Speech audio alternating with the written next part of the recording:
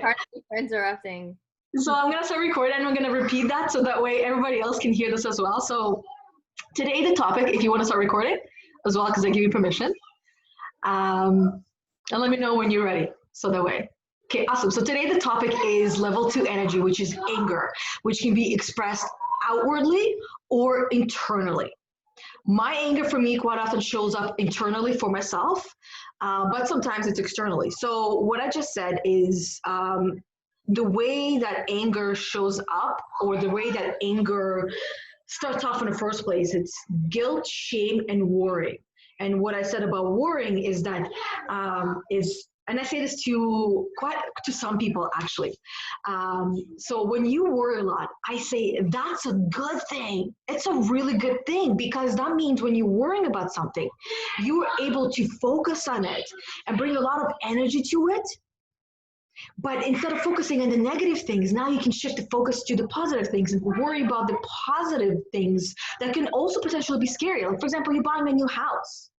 You're buying a new house for the first time, and you can worry about buying a new house. Not necessarily the bad things, but worry about how you're going to set up the house. How's everything going to look in the house? What color are you going to paint the house? How are you going to feel in the house? How excited are you going to be? How are you going to be able to manage your excitement in the house? But focusing and worrying about that kind of stuff, that's a good problem to have. That's a good worry to have. I just want to thank you for that reframe of worry, because where I've been missing an opportunity, that was an opportunity to celebrate someone's mind. And I've been in the work I do and just like being around people, I'm so quick to jump to the conventional wisdom of, worry doesn't change the outcome of tomorrow, only takes away your energy from today. And like, no one wants to hear that. No one wants to hear that when they're worrying. That's not gonna like, oh, you're right. I guess I'll stop worrying then. It doesn't work like that. So I want to thank you for that, because now before I go directly to that, I can celebrate them and be like, wow, look at how much space in your brain you have to worry. That's amazing. Power, it's a superpower. And women, mothers especially, are really, really good at worrying. Mothers worry about their children all the time. And instead of worrying about their children in a negative way, shift it to, oh my God, what are they going to pick for their future to do? Because there's so many options, right? That's actually, again, just something individual and collective. Like I thought of something within my own experience where I switched my brain, and I think that mothers can do the same when they think about their kids. So the experience that I had was, I was explaining something to my mom about our family patterns, and I thought that it was like, when I talk about patterns, because they're my passion, I think everyone wants to know them. And sometimes I forget about how difficult, if you're not ready to internally go through that uncovering process, how difficult it can be to have it like in your face. And so we were cooking together, and I was explaining these patterns in our family between men and women, and I thought, here I was presenting this awesome like gift, and she was gonna be like, oh, this is amazing, like now we can stop these patterns and everything's, so, but that I looked up at her face, and she looked like she was in pain, and it looked like it was excruciating for her to listen, and she was like, can you just stop, I need a break. And previous versions of myself, the worrier, the like, I've done something wrong, I've upset this person, something must be wrong with me, would have gone down a spiral of self-doubt, and so I did have a brief internal moment of, oh God, like rejection. And then I recognized that, and then used it to instead say, let's change the story. what does this actually mean? Let's change this from fear to love. The fear is I'm being rejected. The love is the thought that I had was how deep, if this is excruciating for her and I'm just scratching the surface, how deep do I go? And when I had that thought, how deep do I go? I had all this self-love and self-respect and curiosity about myself.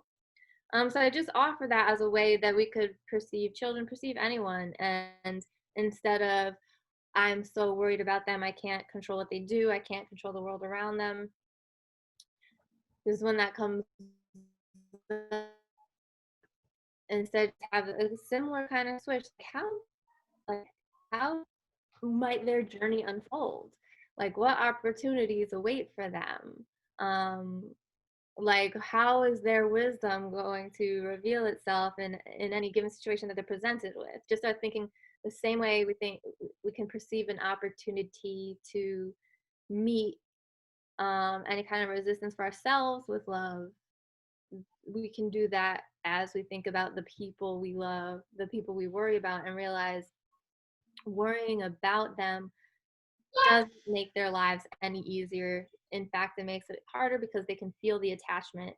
And when we feel the attachment, so like when I feel in previous decisions where I deviated from my authentic path, a large part of it was because I could feel my parents' attachment to my journey and I just wanted to make them proud and make them happy. And that came from a place from their end of worry for their child, that their child, they worry that their creative children will end up destitute because they don't see the world I see. So it comes from a place of worry.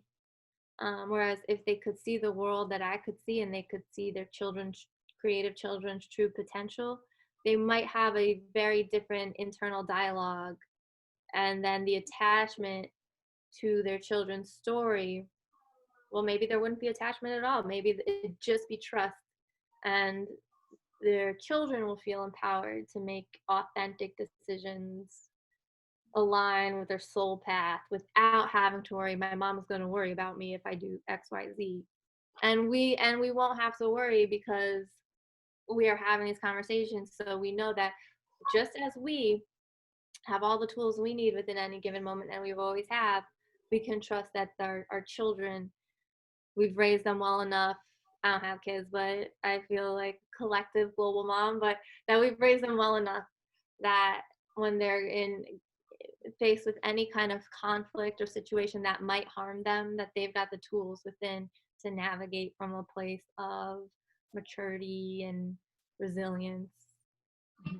So, Yeah. At this point, this thought came to mind because some people that are watching, they might have a lot more questions.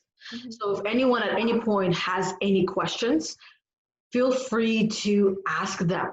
Because if you don't ask, you're not going to get the answer. And ask in the comments or whatever platform you're watching it from below for everyone's benefit, so everyone can learn from it.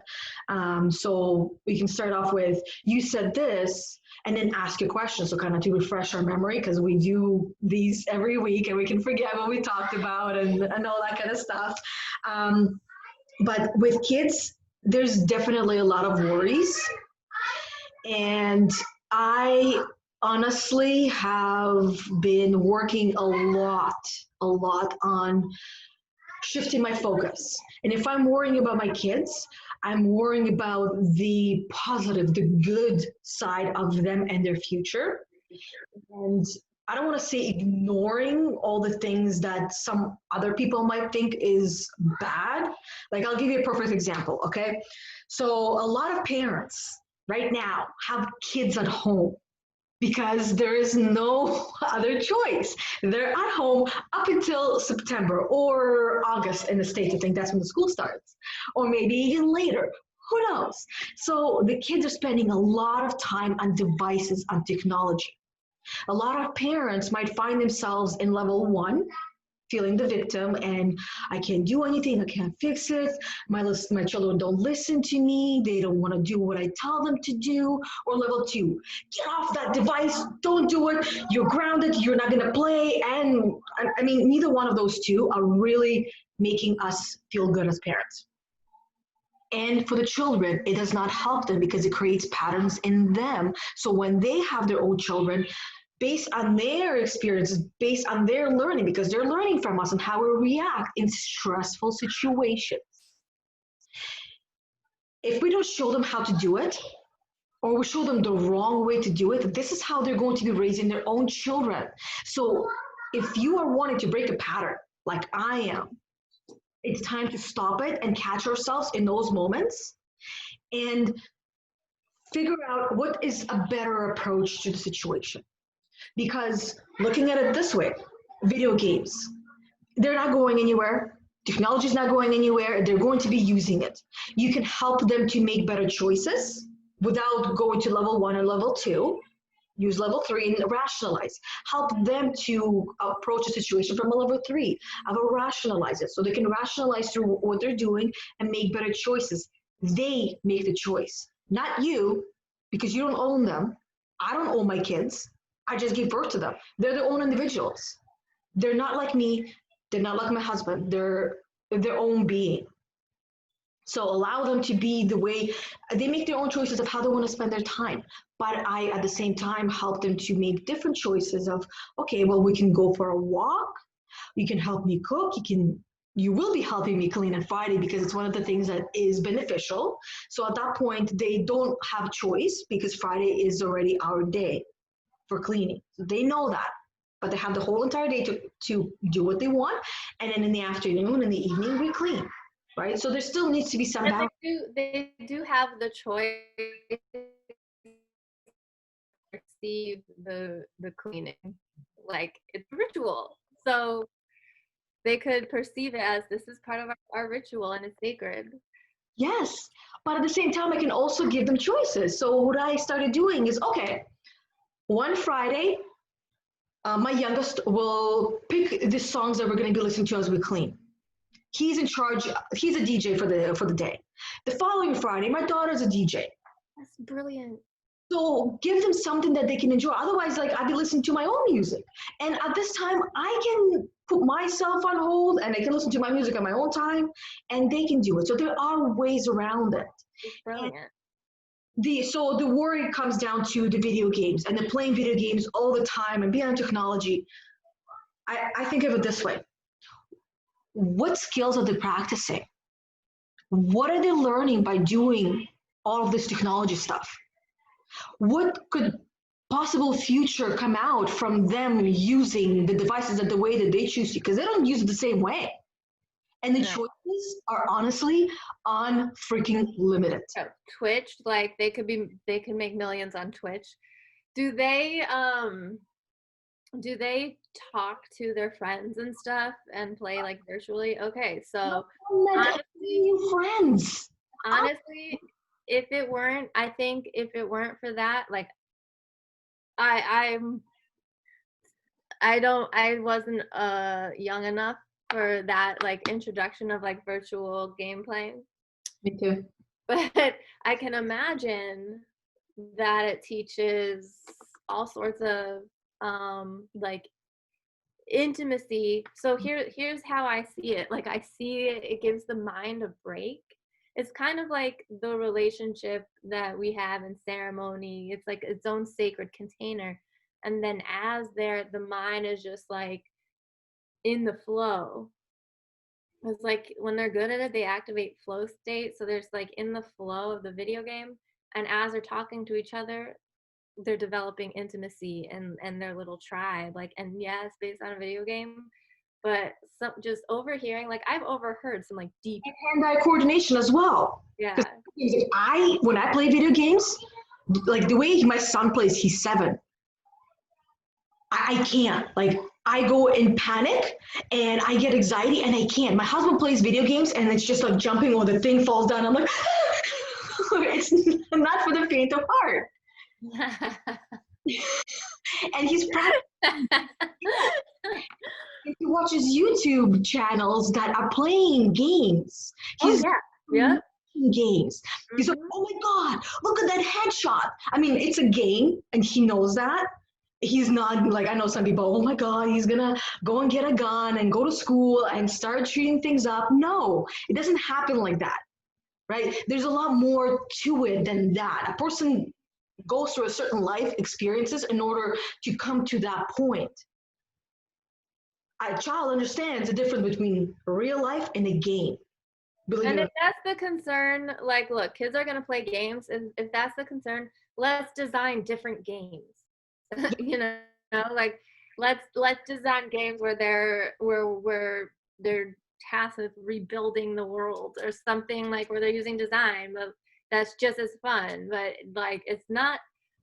These are what the designers are coming out with, so the kids are going to play them. Adults play. Everybody plays them. not. Mhm. Everybody plays video. Like, well, I mean, not everybody, but a lot of people, adults and children, play video games, and a lot of people watch people playing video games. It's a whole industry, obviously, and I think that there's, like, from my what I've witnessed and watching and like witnessing my gamer friends, it's an entire community, and it's tight knit. They watch out for each other, and it seems like a great, like, I would love to be a part of that community if I had the interest in playing video games, which I don't. But I like have Zoom's not that much different. I'm on Zoom all day every day. That's like my video game. There you go. Spiritual connection. It's they're practicing their spirituality in their own way. We're Yeah. all spiritual beings and we find different ways to express it. What a doctor does is spiritual because not everyone can do that. Mm-hmm. And for gamers, there's even expos or events they can go to, which are actually making, what was it, $30 billion a year. So they make more than any than sports industry, than the Olympics. Like, what does that say? Mm-hmm. He can easily go in one of those tournaments one day because he might be a master of whatever games he plays. And it just seems like an evolutionary inevitability that will be called to balance that world, the virtual world, with our natural world. And people who've been playing video games will probably have, like, they're probably going to be teaching us about that world, and the witches will be teaching people about herbs. Like, we're all developing different skills. And so I support your kids and their video games, because I also know their mother and know how entrepreneurial minded are, help, and you are to all the various possibilities of income streams. And I see their confidence when they come. Like, I see Mila's confidence when she comes on the computer screen, and like that, she's ready to host her own YouTube channel. And so I think a lot of it depends on like, they see you, and they see you doing your thing. And so I think it also depends a lot on what they're seeing. Yeah, And so, which is why having parents home at this time is such a great opportunity to be like, look, like, you're passionate about video games. How can we turn this into an opportunity, and just give them the confidence yeah. to, like, to not feel shame. When I think about all the things, like, it always felt like when we played video games as a kid, I always felt like not doing enough, not doing enough. Any minute, mom's gonna come home and yell at us, and I'll like grab a book and pretend to be doing something. And if we could just, like, eliminate that shame and guilt. Exactly. And then that not only were your parents experiencing level one and level two, you were as well because you were learning and picking up on those patterns. And instead, like what you said is like basically what I heard you say is give them other options of what they can do and allow them to uncover different opportunities in that. This is what I've done with my daughter. She used to watch these videos on YouTube. It's called Gacha Life. So it basically a song plays and two characters are talking with like through bubbles. So she was practicing reading, story, listening, and telling the story. And I told her, like I asked her, like, do you like watching me? So how would you feel about making them yourself? Long story short, that's what she does now. She creates those videos and she puts them on her own YouTube channel. Yes. 10 years old. And I didn't sit there and hold her hand doing it because you want to do it. You figure out how to do it all on your own because the power is in yourself. It's in your core. This is, I meant to bring this up earlier. Another important pattern that could develop with, so when you are empowering your kids to do for themselves, to me this sounds like level 5 leadership. You see the true human resource in your children, which is rare. Mm-hmm. Because when we're um, perceiving through level 4, the concern for others, we're judging someone else's journey as needing help or needing our help, needing to be fixed by us. And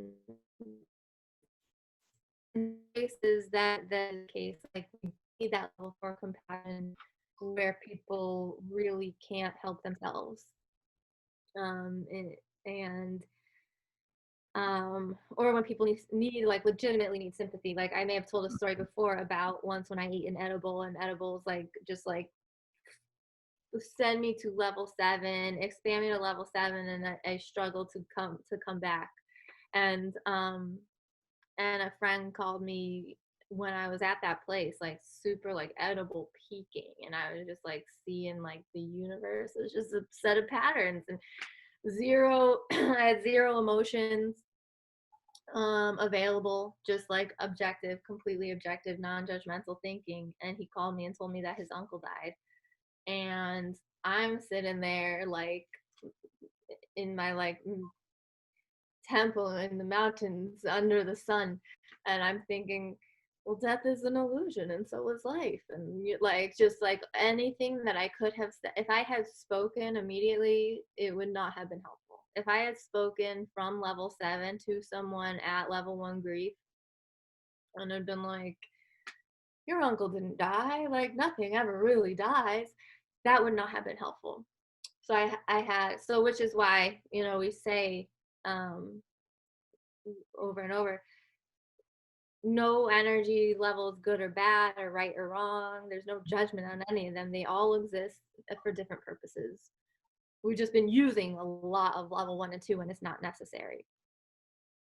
And then sometimes sometimes we use a lot of level 4 when it's not necessary. So in this case, it was. In the case that I'm explaining, it was necessary. I had to have an internal dialogue before I opened my mouth, and I was like, girl, you need to get to level 4 and show sympathy for your friend who is in pain. And I was able to say I am so sorry with enough authenticity that I felt okay about my conversation. But where level 4 can be inappropriate is when we're doing so much for others that we neglect ourselves, and we also deprive them of the journey of learning and doing for themselves. So we get ourselves in that one of those like you teach a man or give a man a fish, he eats for a day. Teach a man a fish, he eats his whole life. When we are not expanding beyond, when we're just exercising level 4, we're just giving the man the fish, and so we have to show up every day with the fish again, and that leads to stagnation. So when we teach the man how to fish, which is what you're doing with your kids, they're able to then take that tool and run with it, and then grow and grow and grow, and then you're able with that level 5 energy to focus on your goals and your ambitions and your dream that from your heart serve the greater good. Mm-hmm. So that level 4, because level 4 can turn into codependent patterns.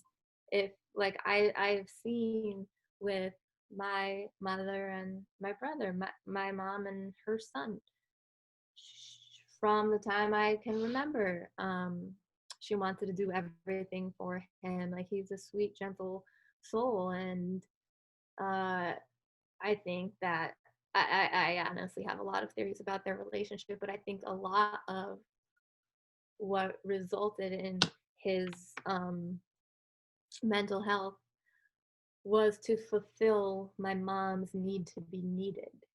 Yeah, I believe that. It's very possible.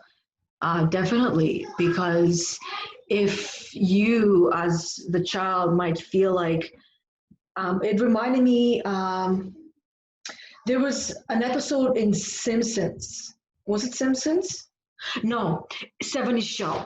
Episode on 70s Show when her son was being big and she was all upset in her room. She was crying because my baby's growing up because he had just had sex. So she was like, oh my God, now my baby is gonna leave me. So she's so upset. So he comes in the room and pretends like he's upset, pretends like he needs her, that he can't live without his mom. Oh, yeah, yeah.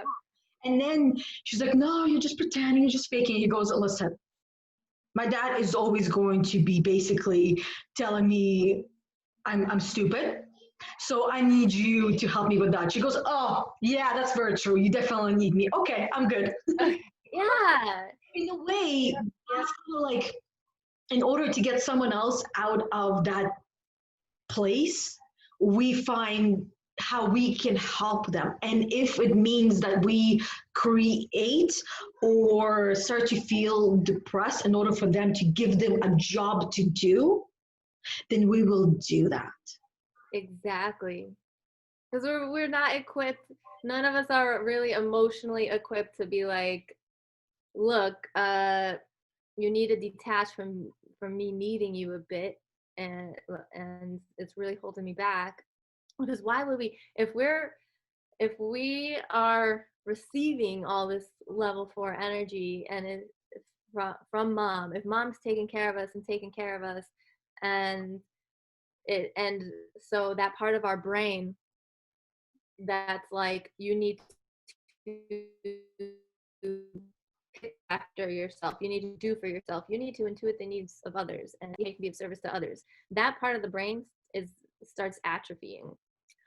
So the part of the brain that's like, people feel sorry for me and do things for me, that starts growing. Yeah. And so that's where, and we, so it's hard to get to the place where we can see ourselves like, well, I don't want that. I don't want someone else's need to be needed to turn me into, to bring out apathy in me, and make me um less self-sufficient than I need to be. We don't really have that awareness unless we start working with the coaches. Like I needed to work on my level 1 energy because of this exact, like, the reason I can speak about this is because little things like my mom booking my doctor's appointments for me. That was something that was just like, I loved it. Like, why would I ever why would I ever make do for myself if I have a mom doing that for me? And it wasn't until I started working with a coach that I started recognizing all the moments in my life when letting someone else do for me was inhibiting my growth, Yeah. and also creating that codependent, like, it was like I knew that I didn't need them, but I knew they needed me to need them. And so it creates that codependent cycle. It's like, it's the uh, one of the biggest leaps to break through that cycle. And now, question with that one. This is all for you. You got yogurt on your nose, sweetie. He licked yogurt across the nose. And he's smirking at me because he heard me. So, a question with that one. With your mom doing these things for you, a couple of things or a lot or whatever she was doing, did you feel like you owned yourself and owned your life? Um, at the time, I don't know that no. Anytime that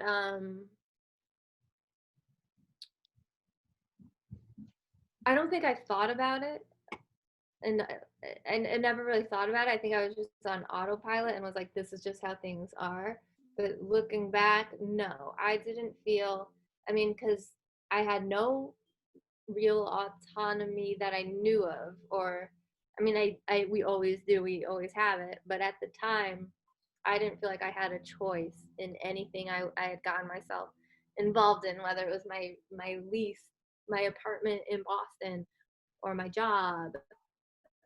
And, um, And so really in all areas of my life, I could hold up I could paint a pretty picture that I was a baller and like living it up, like I was going to all the live shows and like drinking a ton and was a total party animal.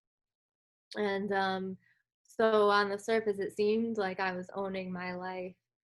But every morning I would wake up with the panic and anxiety of debt and concern for what people thought of me, concern for the decisions I made the night before, and like concern if I missed an email or just like all these different, like every morning just waking up with different anxieties and different stories already going. And so that was all the same time of just like letting people like my mom do for me where I historically would feign exasperation, because in the other areas of my life, for example with work, at work I was straight level 4. So that was the area in my life where I was accommodating the rich white men. And even though my intellect and wisdom and emotional intelligence and leadership skills far exceeded that of the designated leaders around me, I was still the one offering to stand in the binding room for 3 hours, binding all the reports, doing the faxes, doing the photocopying, and really not using much of my brain or skills other than my administrative skills. And that was something that I knew I was great at, those administrative skills. So overusing them from a place of level 4, like, let me take care of that, I'll take care of that for you. Um, and then what that led to in the people around me, once in a while I would see my boss go into the copy room like he was actually going to send a fax. I would hear him try for 3 seconds, get frustrated, and yell. And then I'd go in there and be like, oh, want me to do that for you? Instead of teaching, oh, this is an opportunity. You just had a stress reaction to something that's not very stressful. And in fact, uh, it's very like white male privilege thing to get stressed about not being able to use technology immediately and to send your commercial real estate deal.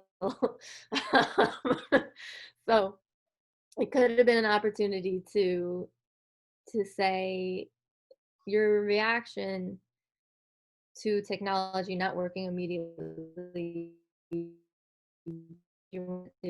is inhibiting your capacity to learn and your capacity for growth mindset. And my pattern to like, let me do that for you, was inhibiting my own capacity for growth mindset, because I didn't give myself that opportunity to be like, what patterns can we change around here? Until it all came out later in level 2. Like by the end, I use a lot of level 1 personally, like all those patterns that I'm pointing out and recognizing. I processed them internally through my own level 1 stages of solitude and isolation. And so I kept repeating those patterns of level 4, I'll do, level 1, isolation, solitude, call mom crying so she could use her level 4.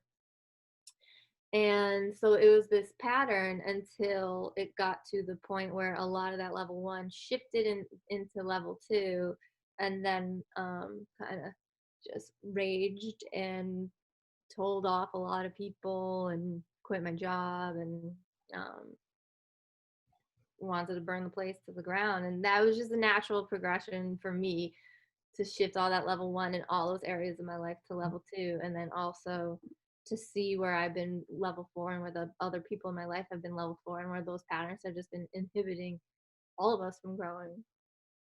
And level 2 sound like it really served you at that point.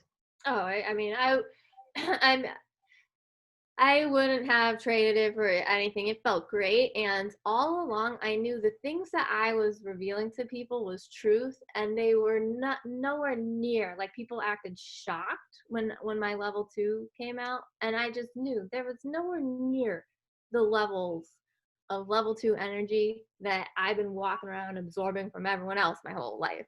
Like the harmful, like, you know, being called a brat and being silenced from the time I was born. So being called names from the time I was born, being yelled at from the time I was born for nothing, having men raising their voices around me from the time I was born, and me think that was normal. So there was no way that the level of 2 energy that came out in the wake of everything that we were facing as a collective, because I was realizing where I'd been silent and stifled in level 1 in the face of injustice, and that was no longer okay. And I think a lot of people are experiencing that now. Yeah. And for me, it had a lot to do with women in the workplace. A lot of my level 2, like, I would learn about it, then I would make recommendations for change, and then change wouldn't occur, and the same cycles would repeat. And that's what finally, like, because I was, what's up, Ethan? Got a new haircut, No.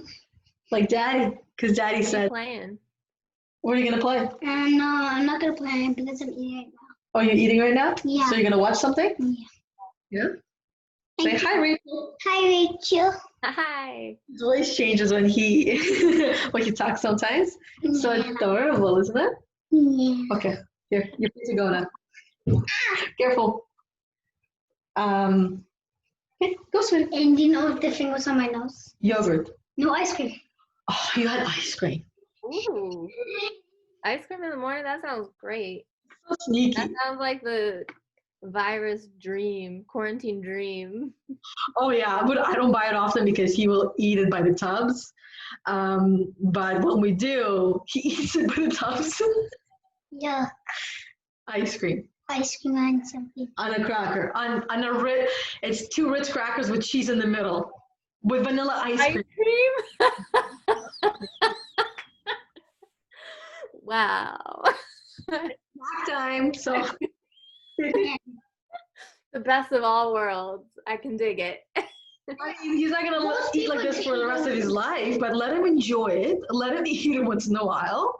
One day it's not gonna take. One day those flavors won't go together. So Because control comes from level Oh, 2 as it's well. on Oh, hand. thanks.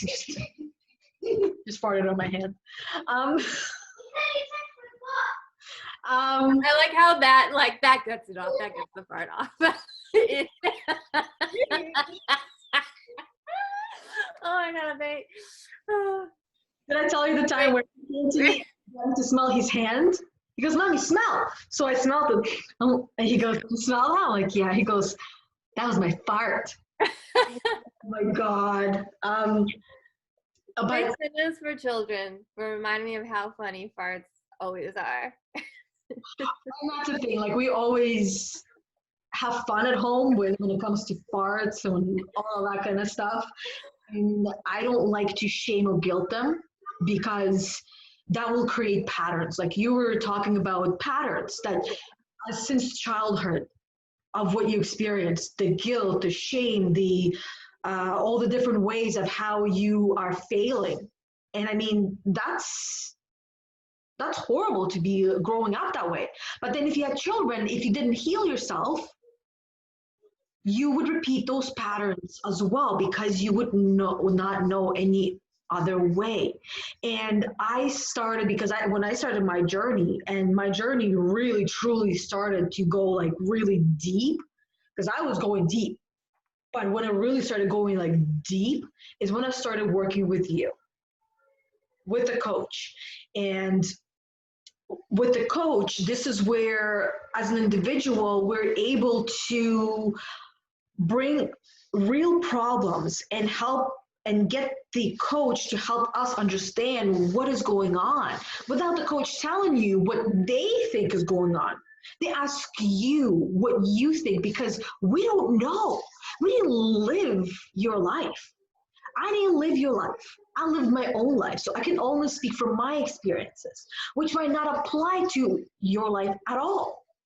Right. So in me working on myself, getting to a certain point, and then I know I needed more, I knew I couldn't think of anyone else but you, because there was that connection and there was that conversation we've had, and you knew me, you got me, you understood me, and I knew you and I got you and I understood you. So there was that spiritual connection in a way. And this is the best relationship that anyone can ever have with their coach, is that deep connection.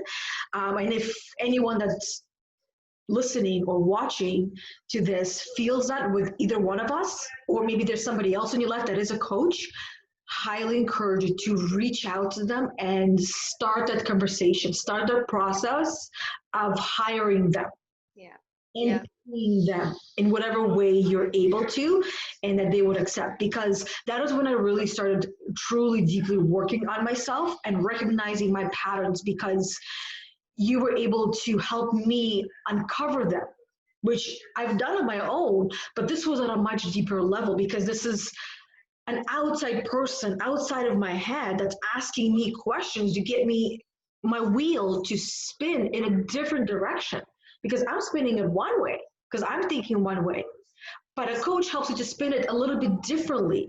And I've noticed with my clients, with my peers clients as well, is they've always said I'm very intuitive, and I would ask a question and the response right away would be like, well, that's a really good question. And then they can take up to like 5 minutes to really think about the answer, and like thinking like, that's really good. And I'm not really sure how to answer. And they're thinking and thinking, and whatever comes out to them, it always comes out to be a very profound um, response and awareness. And in having done that with you, I have realized my patterns that I did not like, and was able to choose new ones.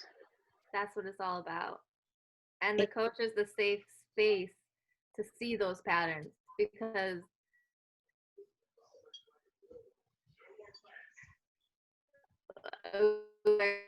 coach, like, I think they're here and now, exactly where you're meant to be.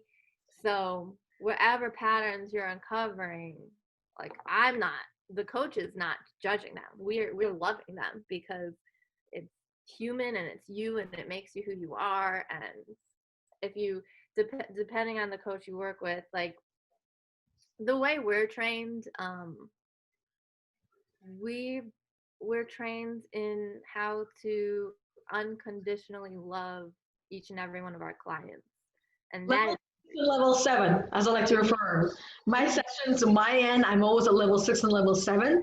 And because I bring that energy to a session, it transfers mm-hmm. in a way. So without me trying to affect my client, they are allowing themselves to move up a little bit or a level or a lot, and they're able to see different things from that. It's like level 6 and level 7, to me, it's almost like a bird flying up above and looking at everything and how they see.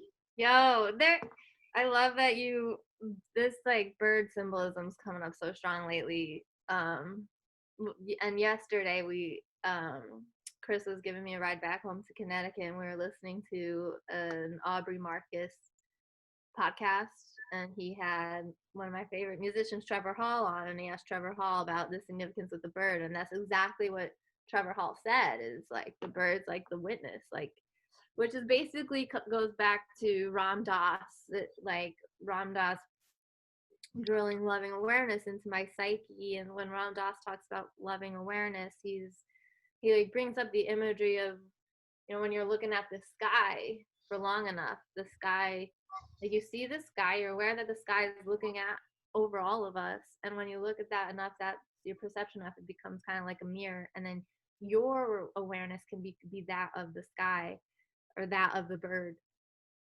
the objective loving witness, especially in Mother Nature. When you tap into Mother Nature like that and really feel like, oh, it really is all love, and like all of creation is looking at us through the lens of love, and we're the only ones who seem to not realize it. I like I'm stoked that you brought up that bird imagery, because the that's just been coming through so strong lately. The And synchronicity, like just gotta recognize the synchronicity. I like the sky imagery that you brought with the clouds, because it's interesting how you said that. One of my not so this Friday meditation and the because I spent Friday in meditation. So last Friday, when I was spending my time in meditation, I was on my balcony. And when I was in the balcony, I even shared the images on my Instagram stories, I believe. So I was just taking it, like looking at the clouds, looking at the sky, and the thoughts that came to me. I was just like, literally, I was in meditation. All of a sudden, I felt like I need to open my eyes and just look up, and I did. And there's different clouds, different sizes, different shapes, different colors, and I was stuck looking at this dark cloud, thinking that, think of it like this way, that our mind is like the clouds. It moves and moves, and we sometimes have dark clouds that create rain.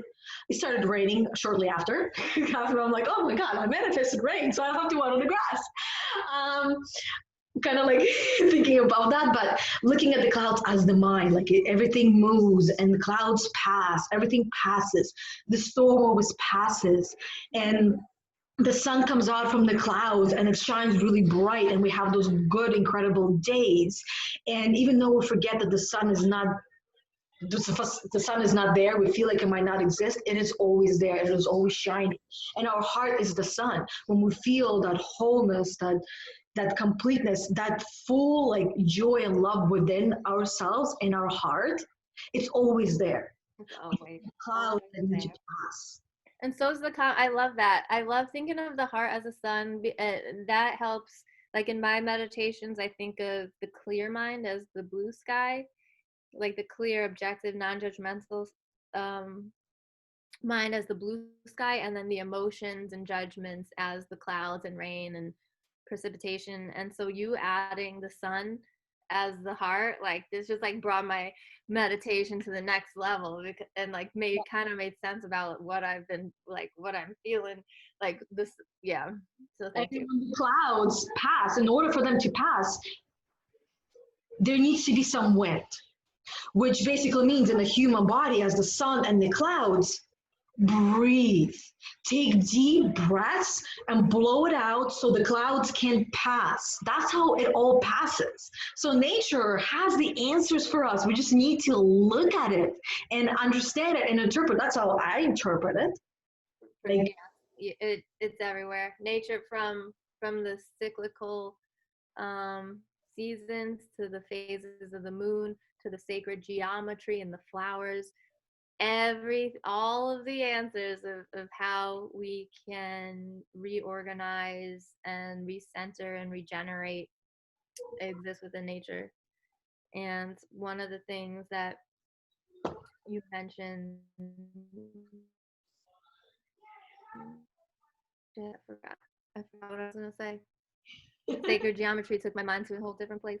Oh, um, so one of my favorite things that on meditation, something that Marianne Williamson said, she said that meditation helps, meditation heals for this reason. It gives us a chance to withdraw from the chaos. And then, and she goes on to say, like, nature reorganizes itself when it's withdrawn from the chaos. So humans are nature.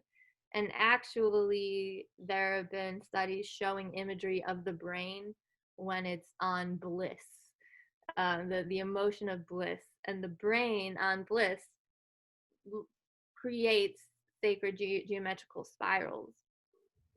So that's actually, and that bliss, that's level 7, enlightenment, absolute passion. So those are the highest frequencies. So it makes sense that it would produce those sacred geometrical patterns. And so that's our nature. That's our true nature. So when we bring ourselves out of alignment with our true nature, the patterns get messy. They become chaotic. yeah. And And especially for people that feel like there's a lot to do, like that was me. My everyday was I have so much to do.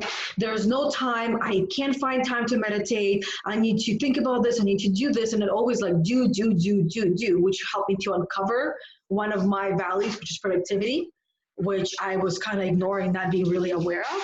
And so, if anyone that is feeling that way, this is what I will say: you might benefit, like I have, from scheduling your procrastination days. My Friday is my procrastination day where I sit down and I do nothing but relax, meditate, and be with myself. So if something comes up during the week and I feel like I need to work on it, and I don't have time to work on it now, and I want to sit down and want to meditate and want to work through it, if I feel like I don't have time, it depends on the situation. Sometimes I'll sit down and I still kind of like in a way force myself to do it. But then I say to myself, okay, well, I have the procrastination schedule. So I will just put it on the list for Friday of as one of my intentions of what I want to work on. And then if I feel that way on Friday, I will work through it. And if not, maybe there was nothing to actually worry about. So instead of holding on to it and me feeling bad and experiencing level 1 or level 2 and getting angry at myself for not doing it, for not sitting down, I shifted to this procrastination day. And that way I have noticed that I actually get a lot more done having my Friday to myself. Because then throughout the week, I don't feel like I don't take care of myself and I don't focus on myself and I don't spend time on myself. I feel like I do because I have a whole entire day for myself. So I'm able to better focus on everything else that I'm doing. And it's like all of a sudden everything starts to make sense. yeah. That's what happens. Like it's like there's got to be the catalyst for the fractal patterns to like I think of like when we become the centers for the peace and the calm, cool, collected centers, then everything kind of like organizes around us. I think of like a magnet, like when we were kids, we played with magnets and like sand or like what I think it was sand, but everything would kind of like come toward the magnet. I kind of think of that in terms of like fractal patterns, like when we like are the centered, calm, focus, like levels 5 through 7, everything around us just kind of like organizes itself into place because that is nature. Yeah, it does. And I know what magnets you're talking about. It's like even the timer thing. That stuff inside is like a sand timer. I have those, and my kids broke it. And what I did to pick it up, I used a magnet to pick it all up, and I put it in the jar, in a mason jar, and I would put the magnet to it, and it would create different kind of patterns inside. And I'm like, ooh, this is cool, and let go, and it's gone, and then put it back again, and it's a different pattern, different design. I just fell in love with you all over again. You're like, ooh, this is cool. That's you. Like, that is like the soul. Like, that is you, Like, that's Yana. Yeah. Oh, man. I'm grateful. So the other thing that I wanted to kind of mention, because throughout our chat today, there's a couple of things that you said. I can't remember exactly what you said, but what triggered my memory in one of my meditations, I think it was this Friday just passed. I had this realization that it kind of like came to me in different pieces all at once within like a split second, and I had to try to understand what it is. But it's like the ant lives in a different world. The ant does not see the sun. It sees the grass, and to the ant, that is a big jungle. They live in a different world, and yet we live in the same world. The snail sees the world a different way. A cat sees the world a different way. A dog sees the world a different way. A bird sees the world a different way. And and yet they have and they understand it and they accept it. And what if from there it went to what if we are some kind of a germ that's living inside of somebody else's body, and we're just simply not aware that we are a germ and that we're living that life. We have Yeah. awareness of what life is about, and we might be the one germ that's in that body that is the most awakened one. And it made me think of like Rick and Morty in a way, because they travel different dimensions, different places, and they sometimes are germs. Mm-hmm. So like a lot of what ifs, and it's like it's kind of like our perception of the world. If we choose to see our world as we are the germs, Mm-hmm. how will we live our life? Exactly. That's the next step from the what ifs, like the what ifs, and then okay, so what if? What would we do? What would we want to do about it? And I think is it Carl Sagan who said an organism at war with itself will uh oh, what's the I'll get back to it. I'll figure it out. But basically, here on planet Earth, we are an organism at war with itself. Yes. So if we were the germ inside someone else's body, yeah, we would be failing that body. Like the organisms within our own bodies all work they talk to each other, they communicate with each other. And they don't know that they're that. They have a different understanding of what they are, what their life is about. They just know like if our antibodies know we got to fight this invader. Right now we have a collective invader known as white supremacy, and I think that we are actually doing the same. Like our hearts are like, yo, we got to fight this invader. I think that's happening, and so which is causing us all to work together, just as our antibodies in our bodies work together. And so I love that analogy, and I love think because it's everything we experience on an individual level, a cellular level, going on at the macro level. So even thinking of us as a cell, like what if we're just a cell Yeah. and we all have different cell functions, and there's a whoa, whoa, Flying by your window. huh? Confirmation flying by your window. That was a low flying red tail hawk. Bird, thanks hawk. Like it's like, yeah, work together. Yeah. Work together as one organism. Yeah. We can do it.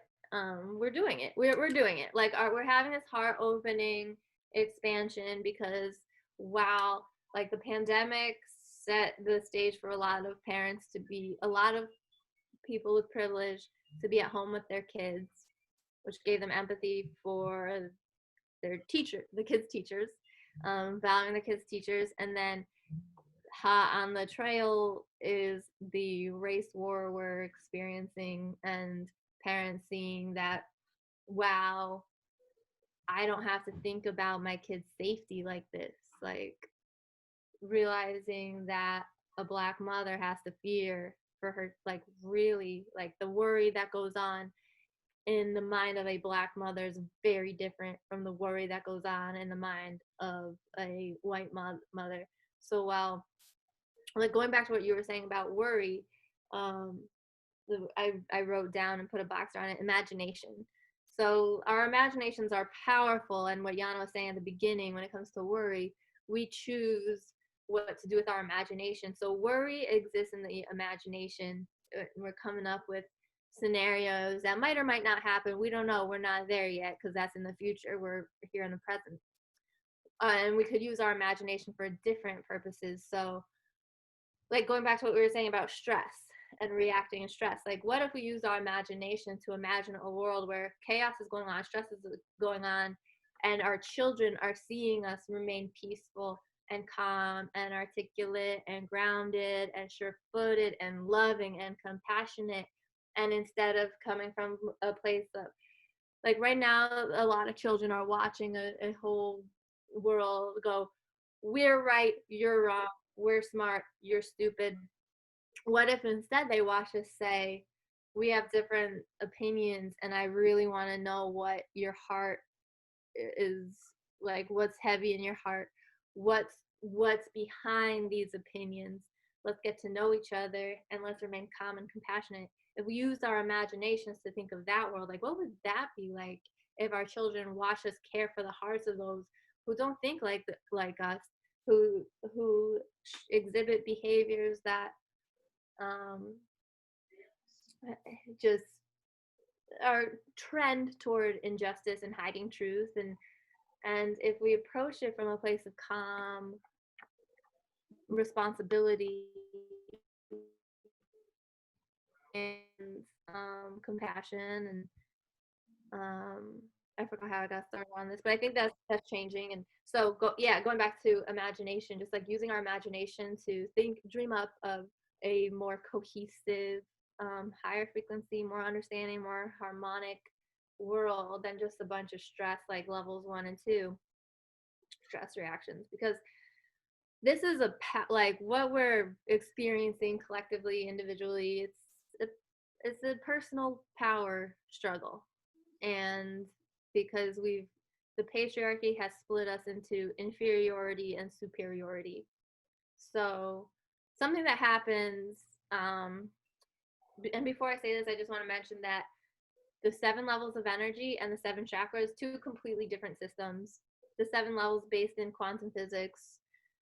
The chakras, I don't know enough about them to state what they're based in, but I enjoy both. I enjoy both modalities. And I have noticed that they do, the 7 levels of energy have given me a greater understanding of what's happening when I am experiencing an imbalance in the 3rd chakra, the solar plexus. The solar plexus is that drive for power. And when we're balanced, we're empowered. We're that like level 5 leader, calm, cool, collected. We speak our truth. If people don't like it, it doesn't shake us. Mm-hmm. We are heard. We know our voice matters. And then if there's an imbalance in level 3, the imbalance is coming from an imbalance of willpower. So it shows up as either an overexpression of willpower, such as level 2 energy, or an under expression of willpower, such as level 1 energy. Mm-hmm. So it is helpful. I have found it helpful to use the 2 systems, study them independently, and then combine them to realize, okay, if I'm at level 1, well, it could be a root chakra thing. I might not feel safe. But when it comes to other people and having my point heard, I think a lot of us are experiencing these solar plexus, well, root chakra and solar plexus imbalance in conversation, where it's more important to have our voices heard than it is to remain calm and compassionate. Yeah, and listen. And listen, yeah. Yeah, because if we just pause and listen to somebody else, we might learn a thing or two. And we might feel them. We might feel another person. And that's the reason why people don't want to listen, because they don't want to feel somebody else. I have enough of myself to feel. Why should I be listening to you and feeling you? No. This is all about me. This is my world. This is my life. You are not allowed to be in here. Another confirmation flying by. Yeah, I mean, the Bird Nation is like we heard you called on us. Yeah. But yeah, it's true. I mean, and now that empaths, like, there's been some collective boundary setting going on between among those who take on the emotions of the world. Like, we've been feeling deeply since we showed up on the scene, and we've been feeling it for the collective. We've been feeling it for everyone, and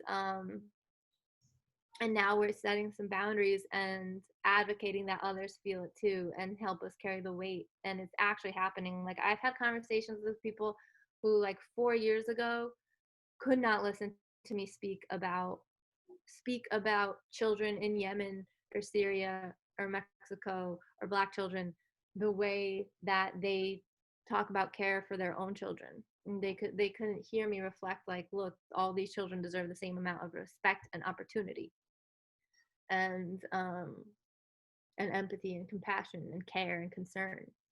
A child starving in Yemen deserves just as much concern as my very privileged niece. And just because my niece is my blood doesn't mean my love for all the children of the world is any less or less potent than my love for my niece. And I think more and more people are able, like, so I'm having conversations that I had 4 years ago about that kind of empathy, of like what empathy really means, and like, and you know, saying something like something going on, like a crisis in Syria, it might appear to be happening on another side of the world, but when you're an empath and your heart is expanded to the global population, it's happening in the heart. There's no escaping it. There's no numbing it. There's no distracting my way out of it.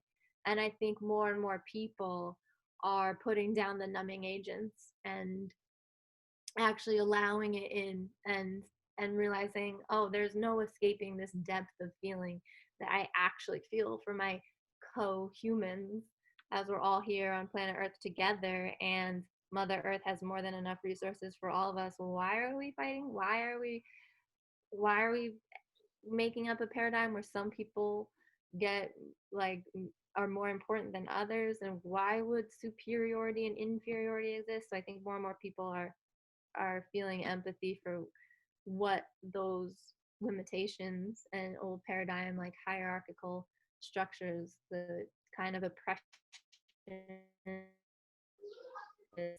and just like gut wrenching um, situations that it puts most people in. Like, this is most of the world that's struggling because of our inability to feel and connect deeply. And Well, it's all about control.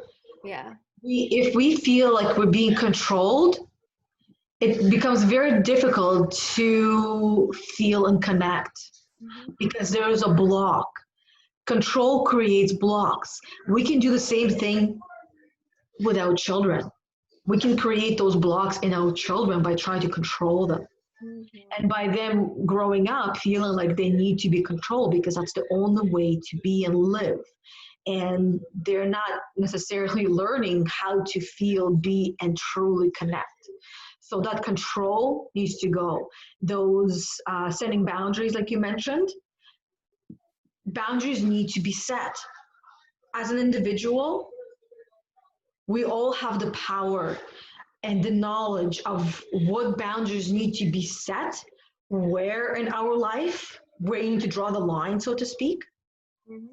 Once you become aware of them, put them in place, whether it's with your friends, your family, your partner.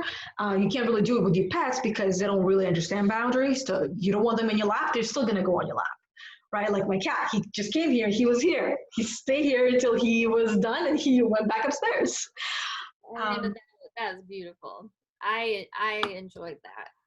I took a screenshot of it. I took a screenshot of Ramsey's on your shoulder. So He loves that. Honestly, like what he does, and this is where, again, animals don't understand boundaries. For example, I'm in the kitchen, I'm cleaning, I'm doing my thing, and I have my music playing. He knows when I have my music playing, I am at a different frequency, different vibration, and he loves it. oh yeah. He Yep. dance with me, and he comes to me and it's like meow, and his meow is really annoying on my leg. He doesn't really release his claws, but sometimes he can get stuck in my pants and it'll hurt. And his thing is, he's asking me to pick him up. I pick him up, and he literally, like you saw him, he sits there, and I'll do my dance, and I'll move around, and he just loves it, and he purrs, and he massages, and I'm like, you just want me. You want to steal my good energy. You want to vibe with it and sharing it. It's Yeah. like home. Well, I think that, I mean, I've seen some cats that are ancient souls. So I think they remember what home felt like. Like, I think they were chilling with us on Lemuria, and they remember. And that's why they show up back in our lives and just remember that frequency. And, And I just want to get back to something you were saying about shit. I'm like in the cat world. Well, the dogs are the same way. I think they show Oh, up. about boundaries. If you need help setting boundaries, something that when like setting boundaries for the first time, when you recognize these patterns, first I recommend a process. I would begin the process by getting really clear on your core values and what they mean to you, because those are the principles by which you live. They drive you. They are who you are. So get really clear on who you are. Try to remember the times within your life when you either um, your actions aligned with those values, or maybe you deviated and your intuition knew you were deviating, and just reflect on that, get really clear on who you are. And then when you go out into the world, you're prepared to set boundaries because you'll feel that deviation. You're like, this is familiar. I've been here before. This time I have more options. So whereas the previous option were levels 1 or level 2, now we got all these levels 3 through 7. And if you need help, I when I first began setting boundaries, I leaned on my coach so hard. I had her like I would write emails and I would have her like emails I didn't know if I was gonna send or not, but emails like boundary setting emails to people in my life, and I would have her read them over um and make sure that it was coming, like she helped me come from love and not fear, which changes the whole language, because when you're coming from fear, especially like level 1 fear, that's basically being like, don't respect me, don't respect anything I'm putting out there. So having her help me shift so that my language was coming from love, that was putting out a completely different vibe of like, I am here, and I'm gonna be here a while, and you're gonna respect me. I respect myself, and if you don't respect me, uh, it's kind of like they know, like when you're presenting yourself with that upgraded energy, they know it's either something's gonna shift or they're gonna lose you. You're fine. Mhm. And because if they lose, then they weren't ready to be in your life in this like new and improved avatar that sets boundaries and is like, look, uh I've got work to do. And there's this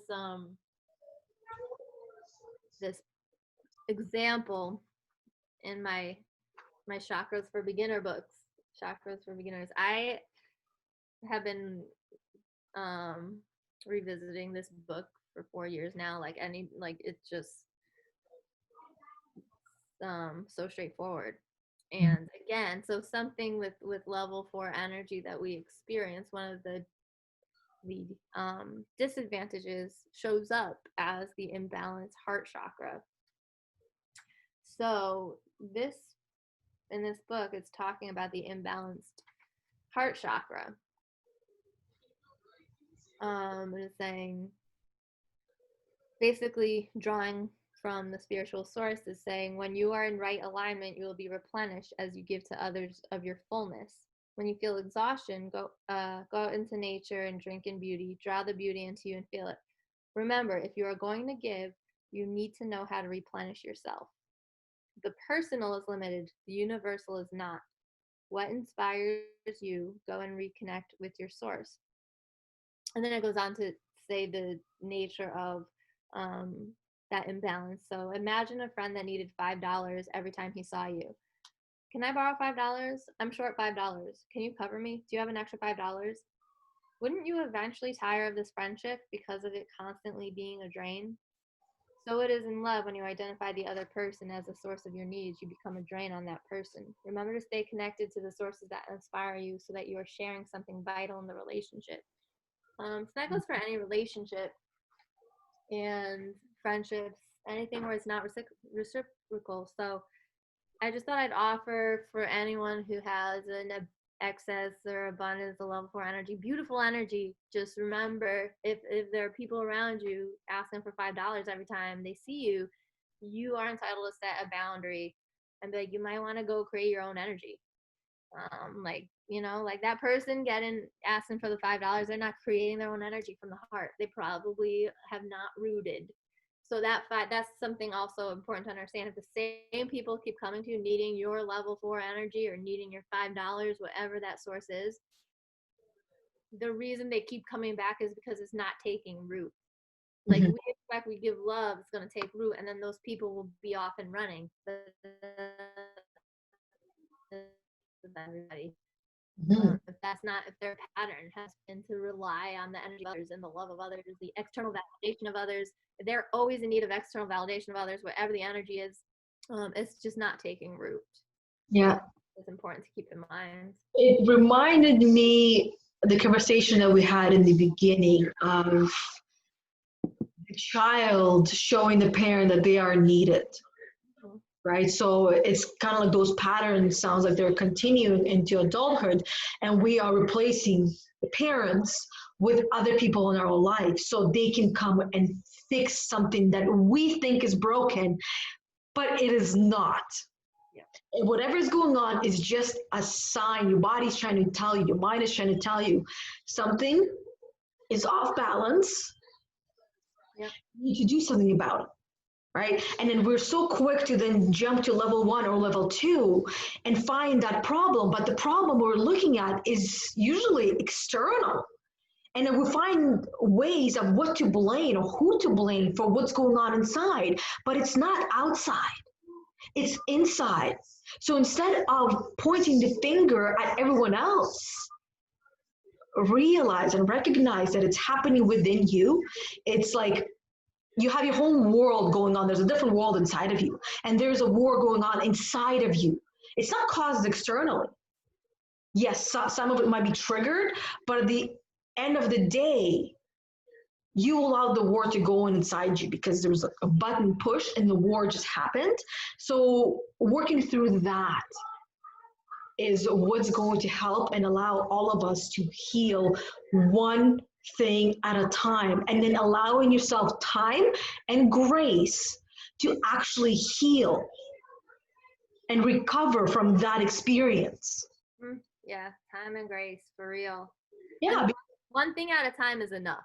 Yeah. Like, we're not, like, a lot of times I can speak globally and collectively, and that's not, like, that's just my own perception, and I just want to make sure it doesn't, anyone listening, it's not, like, placing an exaggerated sense of urgency to heal everything at once. That's not what this is for. It's not. One thing at a time is enough. Yeah. And allowing yourself to digest that thing. It's like, I like to give examples because it makes it more tangible and more like understood. Like, as a child, how I learned best in school is from stories or examples of real life. So this is what I like to do. This is my way of teaching and helping people to understand. Look at it as a plate of food. You can't eat it all, but you're going to eat something, and then you got to allow that food to digest, to go through your body in order for you to go back and eat the rest of the things on your plate. Or maybe even you want to add things to the plate. So allowing yourself the time to digest each meal that you have eaten, and then add the other meal. So these buttons, these things that are coming up that you're working through, it's a meal. It's a whole meal because there's a lot of different things that are on that plate, a lot of different attachments to this one thing. You might have found yourself in a conversation with someone and experience level 1 or level 2 because something they said has triggered it. So that is an opportunity to then work through it and uncover where it's coming from. There's a lot of things in that plate because that's a plate. That button, the trigger, is a plate. So once you have eaten that whole meal, what do you usually do? Because again, sometimes we overeat, which means that there's a lot of realizations. So we have major itis. You sit down and you're literally like couch ridden, and you need to allow that food to digest. So that's what can happen when we work through a big block. You need to allow your body to digest it. And it might take more than an hour, more than a day, more than a week. But give yourself the time, the grace, and allow yourself to do all of that. And then you go on to the next thing, to the next meal once it comes up for you. And you'll have that set of tools. Yes. That's the key. Like you start out, my journey started out very small when it came to setting boundaries, like limiting my time around people who gossip. Like that was like a big thing for me, a big thing. And it took a lot of time and energy, and a lot of work with my coach, and a lot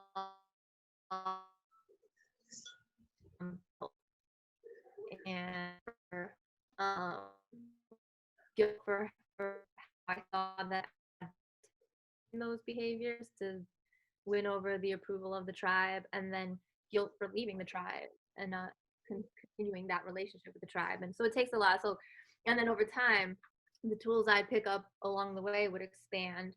And with each new set of tools, the shadows that I face on the other end of the spectrum were expanded. And so it just like keeps going in this cyclical journey of hearing the call to heal something, or work with a coach, or just change something, like hearing the call to shift, hearing the call to do something. And then it starts out small, and then with each growth expansion, the call shifts and grows, and then the shadows we face grow until we get to the point where we just got all the tools. We see the next shadow and we're like, all right, I'm going in. And yeah, so just like one at a time, one block at a time.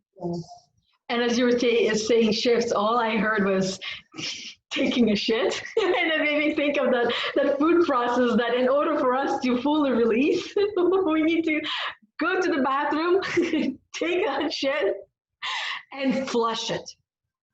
That's like, give it back to the earth. There's something that I love and just I think it's primarily in I don't know which belief system where I integrated this from, but just this like giving my demons to the earth for her to like drink up and bury. It's like similar thing. Just like shit them out, flush them. Mother Earth will swallow them up. Exactly, and it knows what to do with them. So I kind of wanted to, because now we're getting close to the time to wrap it up. So I thought this would be a great point for both of us to kind of share and really quickly, I guess, discuss level 2 energies, as kind of like whatever comes to mind, where it comes from, what can trigger it, and how many people might be dealing with it. Yeah. I mean, well, it's the average in the world, level 2 conflict. And I think in the like abstract collective, it comes from fear, fear when we're able to that there's the other, it's like us and then the other. And so I think it comes from fear of the other, fear of being wrong, fear of lack of control. Level 2 is a quick way. I think we have learned level 2 as the quickest way to gain control over anything, because it is a scary, it's scary. It can be. And how much control does one experience when they actually express level 2 by trying to gain the control? Right. And I think originally, so like going back, when did we first need level 2? Maybe when we were living in a tribe and we'd come out of the cave and see a saber-toothed tiger, and depending on who we are, think like, shit, I gotta run or I'm gonna fuck this thing up. And so I think originally, and then like expanding beyond that, when I think of level 2 energy coming from my own bloodline of so like my nana's mother came here from Russia, and the motive, the level 2. Sisters. Yeah. So the motive for that, I think of, probably came from a level 2. Like level 2 is the fire that we need sometimes to make a change. So in that bloodline, the fire needed. So she was at level 1 in fear. Every Good Friday, Christian people would go around murdering Jewish people. And so she had Jewish daughters and a Jewish son. And or I don't know if the son was born yet. So she was fearing, and that like attitude was, it wasn't just on Good Friday. It was a kind of like consistent, like, let's murder Jewish people. And but on Good Friday, it would obviously result in a lot of anxiety and worry in level 1. And I think her level 2 got her to the point of, fuck this.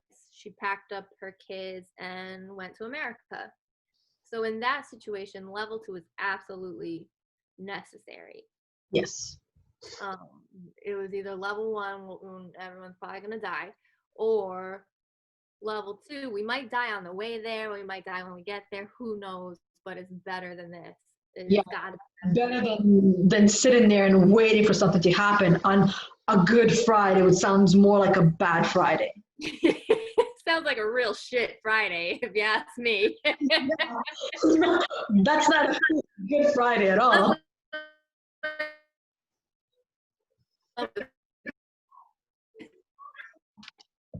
Mm-hmm. Bad time. I'm so see how far we've come, really though? Like, we've come far as a humanity. Like, Yeah. I'm a Jewish kid who came, like, whose family came from Russia. You're Russian. We're talking, laughing about this shit now. But that doesn't change the fact that that was only a couple of generations ago, where that much level 1 and that much level 2 were enough to impact my DNA. So I think collectively, that's that's like where it comes from, is that initial fight or flight, and then it's passed down generation to generation, until we are now at a place where we've lost touch with our true sense of safety and security. So I think it comes from not feeling safe and secure. Yeah, I'd also add that the way it's also passed down generation after generation is through TVs and all the stuff that we're watching, because the brain doesn't understand what we're seeing on TV is not real. It seizes as a real thing happening. So if you're watching a lot of war things, your brain will eventually tell you that the world you're living in is full of wars. That's normal. Right? War is normal. Conflict is normal. I mean, and it has been. That's what it has been. Unless you're an ancient Lemurian soul and you're like, this isn't normal. Like, we remember harmony. Yeah. And It's we like brainwashing in a way, like all the TV and all the stuff we watch, it brainwashes us and it allows us to believe that this is how the world is. It's entertainment. I mean, there was Michael Moore made a documentary called 11/9 about the 2016 election, and the like president or whatever, CBS, the CBS TV station, was talking about, he's like, yeah, it might like screw over the country, but it's great for ratings, so I'm gonna keep it going. So he just kept putting Trump on. They all just kept putting Trump on TV, and like all the chaos on. So like the media keeps putting chaos on TV because we're addicted to it. We are hardwired to. And that's the level 2 approach that they were having. And again, we know about level 2 is that it has its expiration date, and eventually it can, all like under stress, it can only work that way for so long. After a while it will fail. So if that's how they were approaching that television show, eventually it would have failed. And it was oh yeah, I mean, it's failing. And so his mindset actually was level 3, because the mindset was it was more, I win. If you win too, cool, but either way I win. It wasn't like America had to lose. It was like, yes, probably it might destroy the country, it might destroy our society as we know it, but I win. So, but it wasn't necessarily like I have to win, so all of them have to lose, because it was like more like um a bit more one quantum shift from level two, but it was based on let's flood our feedback loops. And that's why we want to be really careful about our energetic diets at this time, because we are we're exchanging information so fast at the speed of light. And so our quantum field can shift in a moment just by what we're looking at and what we're receiving. So, and we are also creating our reality. Like what we perceive, the theories of quantum physics are that something exists because of the observer. Like the observer and the observee are not independent of each other. So it's basically like saying, if I turn and look the other way, my computer doesn't exist anymore. And it really doesn't. Like in my reality, it doesn't. So that's why in my reality, I don't watch the news. I find out what I need to know through friends and Instagram and where I do get it. But I don't watch the news, and my world is beautiful. Yeah, I'm the same way. I stopped watching the news years ago. I stopped watching depressive shows years ago.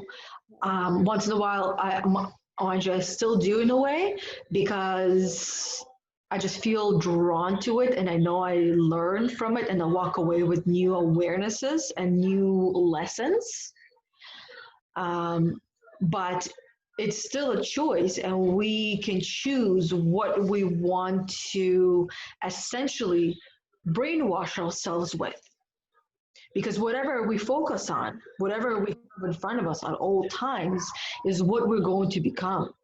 So, like I said, watching war shows, war movies, we're going to become that somehow, and it's going to affect us. I mean, I've even heard of people living with PTSD and not really aware of where it's coming from. And then at the root cause, they realize that it's all the stuff that they are watching and doing.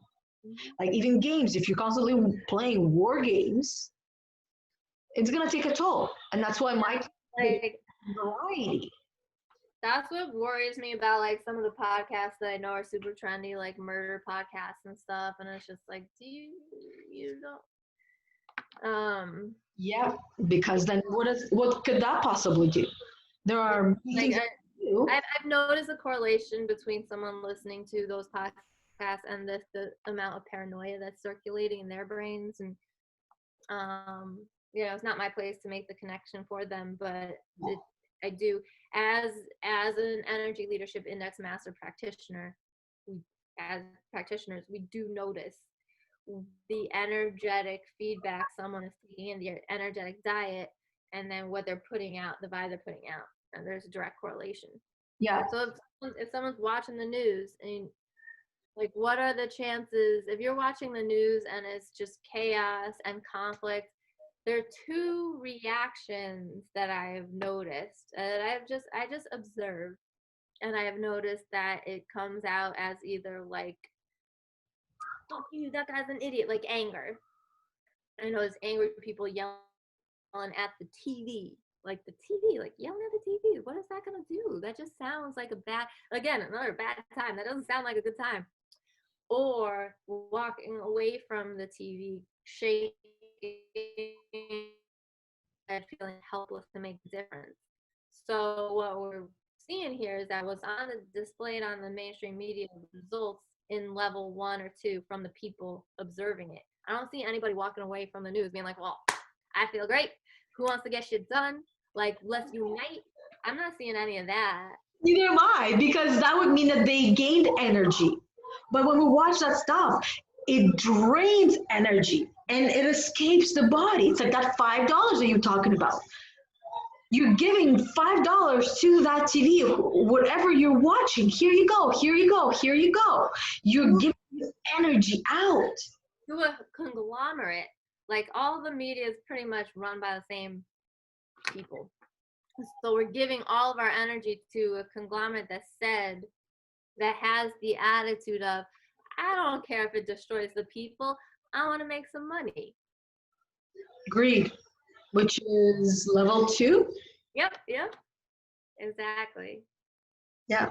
And And control is level control. So yeah, so Yana is hitting on something cool. At every level of energy, there's the mindset of money. So at level 1, it's scarcity, which this indentured world of indentured servitude is self-perpetuating because it keeps the masses in scarcity. This is all by design. So we feel helpless to make a difference. So then we don't make a difference and we don't challenge the status quo, because why bite the hand that feeds, even though it's only feeding us just enough to get by? So level 1 is scarcity. Level 2 is greed. So the two catabolic levels. Level 3 is control. Like when you have money, you want to control it. You want to control.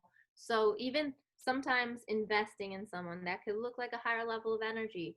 But if you got your paws in it and you want to control every aspect of it, it's still level 3. Level 4 is charity, generosity. You give donations freely, or energy, or if you can't donate money, you find some other way to help. And level 5 is investment or opportunity, primarily like in yourself, in homies. You begin investing in what you believe in. Level 6 is money is to be shared by all. Level 7 is money doesn't exist. None of this exists. It's all just energy. yeah, it's all just energy. We can have any amount of money we want. It's all at our disposal. We just need to resonate at that level, type of thing. And this is quite empowering, because if you think about it, and resonating at different levels, if you think about it, just objective, emotionally getting out of one scarcity, especially when it comes to money, is really hard. Objectively, we're just all we gotta do is expand beyond level 2, and we begin redirecting all that money out of the hands of those who are operating from greed. So it's not that the greedy people are smarter or more intelligent or wiser. No, they're not. And it's not that they're any happier, because when you're at level 2, you're not happy, you're paranoid. You're afraid someone's going to come and take your stuff, which is weird. Or So, level 1 or level 3 even. A lot of people that are living at level 3, they're not really happy. Well, they might be happy, but they're not experiencing very much joy. the Because joy moment, is higher. if someone's at level 3, the moment that they experience fear, the moment that the moment they lose control, they drop to level 2, and then it's attack, conflict, fight, war, battle. Yeah. So that's a tough place to be. Like, that's a thin line to walk between level 3 control and level 2 like madness, breakdown of society. So it's not as daunting of a task to imagine how we might recirculate the wealth in the world, because we don't necessarily have to jump from level 1 to level 7. The first place, once we just understand that from a vibrational standpoint, the level 2 people who are hoarding all the wealth, the people who are at greed, aren't happy either. So it's not serving them to continue sending all this money and power toward them. And we do this through our unconscious actions, and just bringing some consciousness to our actions, and voting with our dollars, and just be more conscious. We get to begin that process, and investing in ourselves, investing in our friends. So yeah. Yeah. And I would just say, basically, to just wrap it all up, the level 2, because we started talking about level 2, the things that can trigger it is greed, like we just said, worrying about money, the money stories. So worry, anger, control, doubt, shame, guilt, and it's expressed internally, Resentment. externally, which is viewed as conflict and I need to fight for myself or feel like I need to fight, but I can't find the words how to. And the things that people can do to help themselves to work through level two without realizing what they're doing is addictions is one of the biggest things that people can find themselves doing when they are in the lower levels. They tend to become addicted to something to help them cope with it, not actually dealing with the actual root cause problem. And so what else? So yeah. So they can express it and try to heal it and try to overcome it with addictions. I think Rachel sent a message. That's what she was doing, a little dance, a little pee-pee dance. Okay, got it. So what else can people do when it comes to working through, not necessarily working through, but trying to manage level one and level two, special level two, that's what we're talking about here. So they can try to manage it through expressing it outwardly, right? To getting it all out and dumping it on the other person, on the person that is receiving it. Sometimes it might not necessarily be a person. Sometimes they can express it on an item. So let's say watching TV or expressing it and releasing it all on their pet, loved one, which I already said. Sometimes just expressing it even at work, at people or even customers. Sometimes those that have worked or are working in the corporate world, or you're working at a job, you might have had a customer where they come in and they're angry and they're upset and they release it all on you and you're a complete stranger.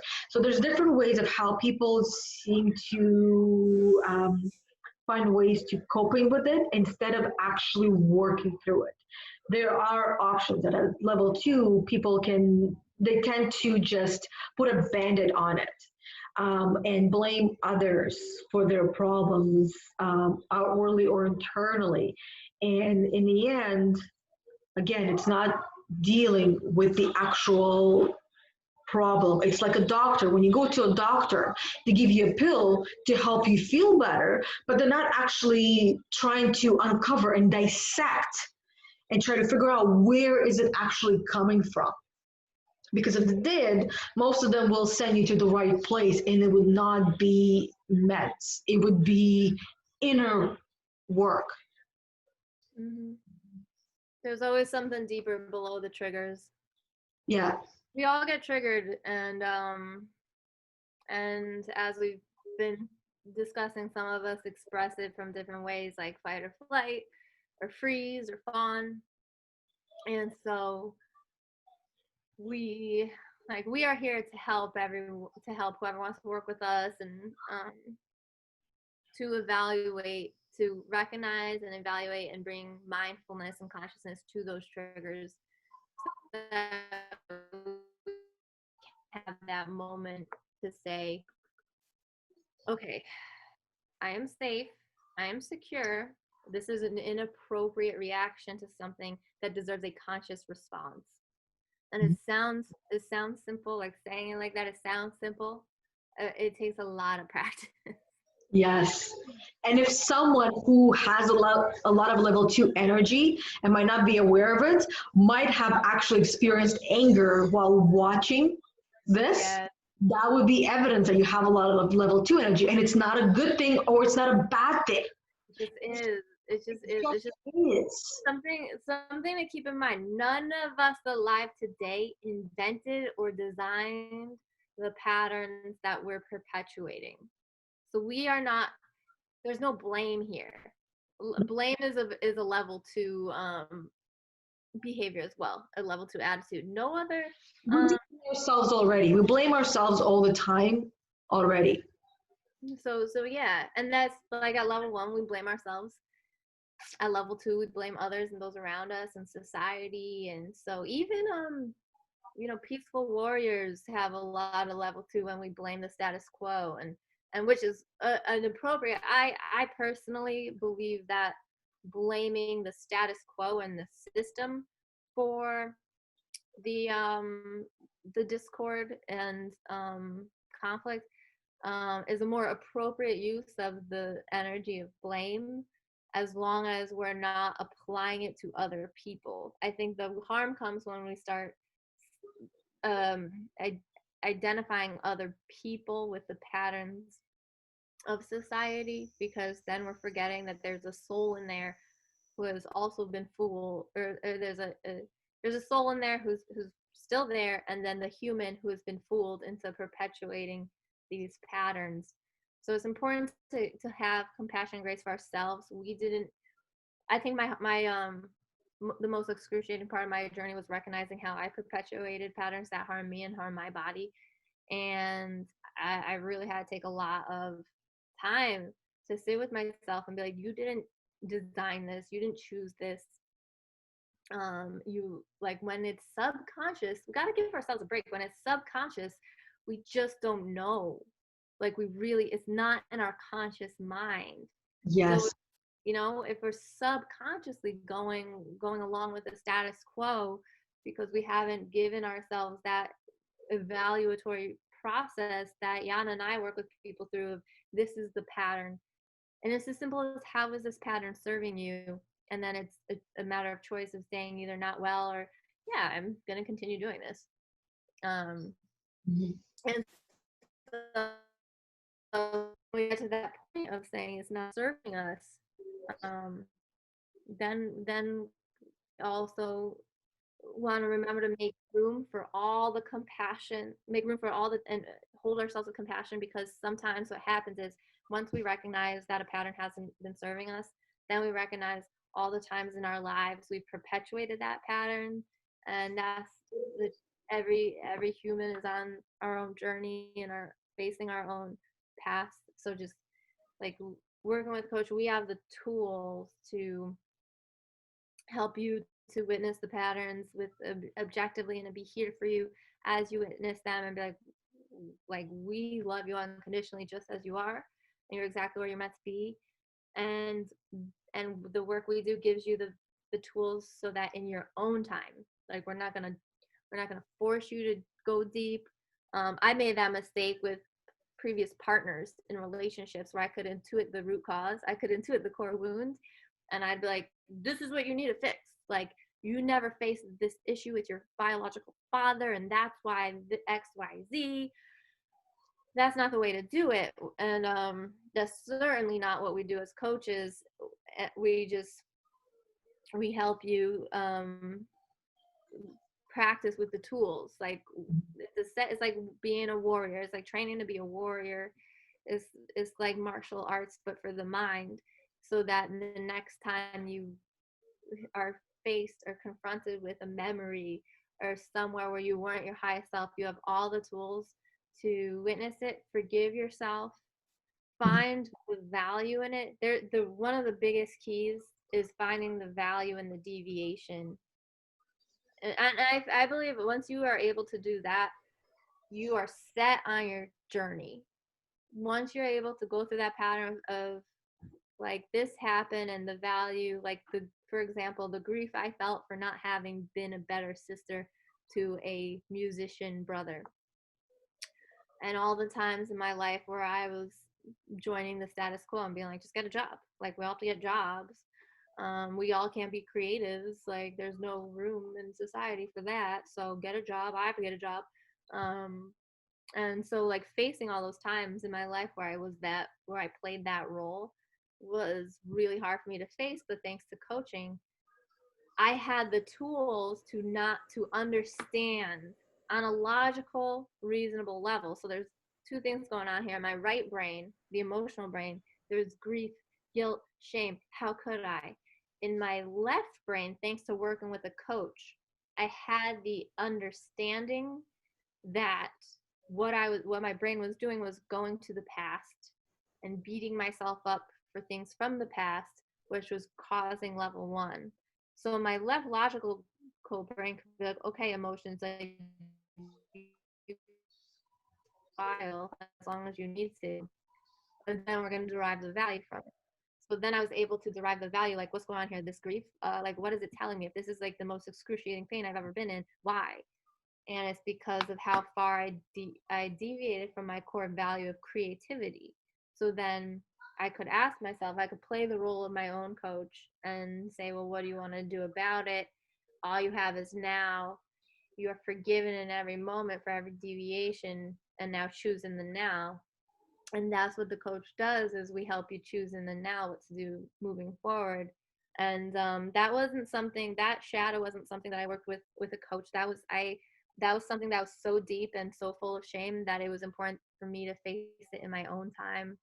Although had I had a coach, probably would have been amazing too. I just at that time didn't feel it was necessary because I had the tools to go in there and cry it out. Like I needed to cry a lot, but I had all the tools to tell my right brain, like, it's gonna be okay. You're gonna experience emotions about this, and then we're gonna hold ourselves accountable for returning to the present, saying, look, no one's holding you. I think when we feel guilt and shame, we think that the world around us is remembering the things we're feeling guilt and shame for, and like holding us to it. And it's just us. It's just us holding us to it. So, Yeah. we can show up in the world. We can deal with that guilt and shame, and then show up in the world with having changed our behaviors and patterns, and then we create a new timeline, and then the world sees us as that person who we show up as from choice. Like when we show up from choice in the now, that's who the world then begins to acclimate around um that version of ourselves. Yeah, because people are not going to remember what we did or who we were or what we really looked like a while ago, a year ago, a couple of years ago. They're going to remember the now, what was the most recent. So the thought also came from, there's a lot of people that want to do videos, for example, and they're scared to do a video because people are going to remember my very first video and they're going to look at it and they're going to judge me, my future self, based on my very first video. People are not going to remember that. They're No, not. it's information. Like, no, we're so like saturated in information and videos. Like, I don't even go, yeah, I don't even go look at videos. Like, I'll take a video outside, and then like the next day I don't even go back and look at my own videos of like nature. Like we're on to the next. Like the rest of individually, internally, we're still in the like old thought, the memory, but everyone around us has already moved on, and we're sitting here thinking like, oh my god, I can't believe I said that in that first video. Like nobody cares. Yeah, nobody. Let the like You can feel let better the freedom. probably, anyways. Like in the same way that like just mindset can create how we feel. That, have you seen that meme that's like nobody cares and it's like a sad face, and then it's like nobody cares and it's a happy face? It's like, use that nobody cares happy face. Like nobody cares. We can do whatever the fuck we want. We can say whatever the fuck we want. Just like be kind, speak from the heart. You'll be fine. I mean, it's not like Made me think of like level 1, nobody cares, and level 5, nobody cares. yeah, what an opportunity. Nobody gives a shit. Everybody's so distracted. This is the time. Everyone is so distracted. I don't think there's ever been a humanity more distracted than the humanity we're currently living. So while everybody's distracted, we've got all the time in the world to build in the now, like moment by moment. Who do we want to be? What do we want? How do we want to show up? Like, it's not like with all the shit going on in the world, my musician brother's like, 10 years ago, you told me to get a job and that ruined my life. Like, that's not, he's fine. We're all fine. Like, like he's moved on. Like, how many other people have said other things to other people. I mean, especially for empaths, chances are whatever we've said to people that we think that we're beating ourselves up over, whatever we think like hurt them, chances are they've healed, because there's only such like a degree of harshness that comes out of an empath's mouth. And like there's a limited amount of damage. Like if you like really think about it, like there's a limited amount of damage that an empath can really do. It still comes from a good, positive place in the way. Yeah, like I was telling when I was at Chris's, I was having I like spiraled into shame and self-doubt because in the morning the other day he like got up and was like doing stuff and was being productive, and I was experiencing paralysis by analysis, and then I went into a shame spiral of having his, like, a mirror of someone being all productive in my face and I wasn't doing anything. And then I went into a shame spiral and was like, I hadn't been doing my plays for the 2 weeks that I was there, and I fell out of my routine, and it was all my fault, and I was just like having this spiral. And he was just like very kind and just like watching me go through it.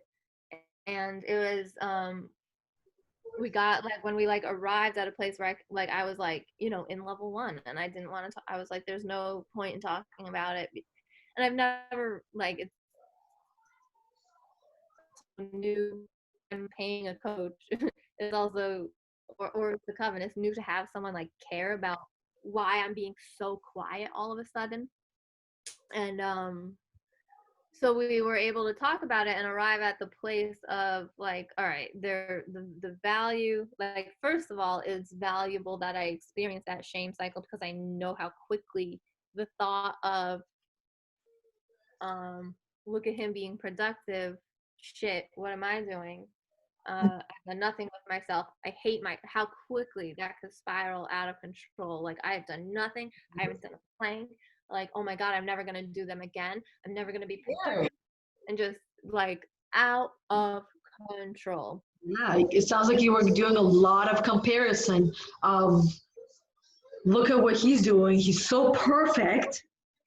And me, I'm the opposite of perfect in comparison to.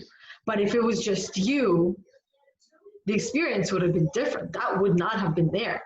If I didn't have a mirror, which is what relationships are, they're mirrors, and what I was actually seeing was something I admired, which is, let's Yeah. get up, let's do this, let's listen to a podcast, let's like get shit done on like watching him like getting shit done on his computer, like emails and stuff, like all the things that I've been avoiding for like 3 years. I know, me too. I gotta get into it because for on my end, shit is getting real quickly. I can tell you more about like what I'm doing, but there's a lot that is on. I'm like my heart is starting to really warm up with excitement and at the same time, but there's a lot on my plate of what the things that I'm doing. I'm so close. Like I'm one debrief away of getting my ELI. Which is happening tomorrow. I already have really good ELIs because the very first one I did, the way I wanted to do was go in completely like with no really getting ready for it, just a little bit, go in and fail miserably. So that way I could not do it worse than that. Because I got my fear out of the way. That's how I've been approaching things. I'm scared of something, just go and fail. Do a really like have the goal as do a really shitty job. That way, I cannot do it worse than that. So there's a lot of things that I have planned out that I'm going to be doing, and there a lot of speed is involved in that because it needs to be done fast. And yeah, it's scary, but I don't even know like what triggered that reaction for me. Something Because we were talking about like the things we avoided in terms of like more like business logistics, like I've like avoiding that that aspect of building business, like the more just like left brain oriented. You actually have to check your emails because like I don't check my emails, and so like all this kind of stuff that I was like seeing mirrored from a male who like he like has his men's group and he has his like Sunday night coaching group, like his mastermind call, and I'm like watching him doing things like sending an email to the group and like preparing an assignment, and I'm like, oh, I'm shit, I haven't done anything, and I've had all these years of like and he's just like a man, so he like learns and then just does it. And because like I think part of how women have been programmed is that we have to be like we think that we have to be the experts on something. We'll study something for like 11 years before feeling like it's time to offer it through our own flavor, frequency, or whatever it is that we're creating through what we've been studying. And so like Yes. seeing that mirror in my face and being like, why is he so confident and why am I so scared? Like, why is he able to sit down at his computer in the morning and just like tackle this shit, and why do I in the morning want to like go off into my dreamscape with like weed and cacao and never return? Did you So ask him why? Because he might have a really good reason, because there is fire and there's passion in that. So what's in that that's creating well, that? we actually spent a lot of time talking about this because there are differences between men and women, and like men reset daily. They have their cyclical patterns, but like biologically, they reset every time they go to sleep, whereas women, we reset monthly. So Yeah, it um, means we're carrying a month worth of stuff. And if we don't learn how to let go of the previous month, we might carry that into the following month.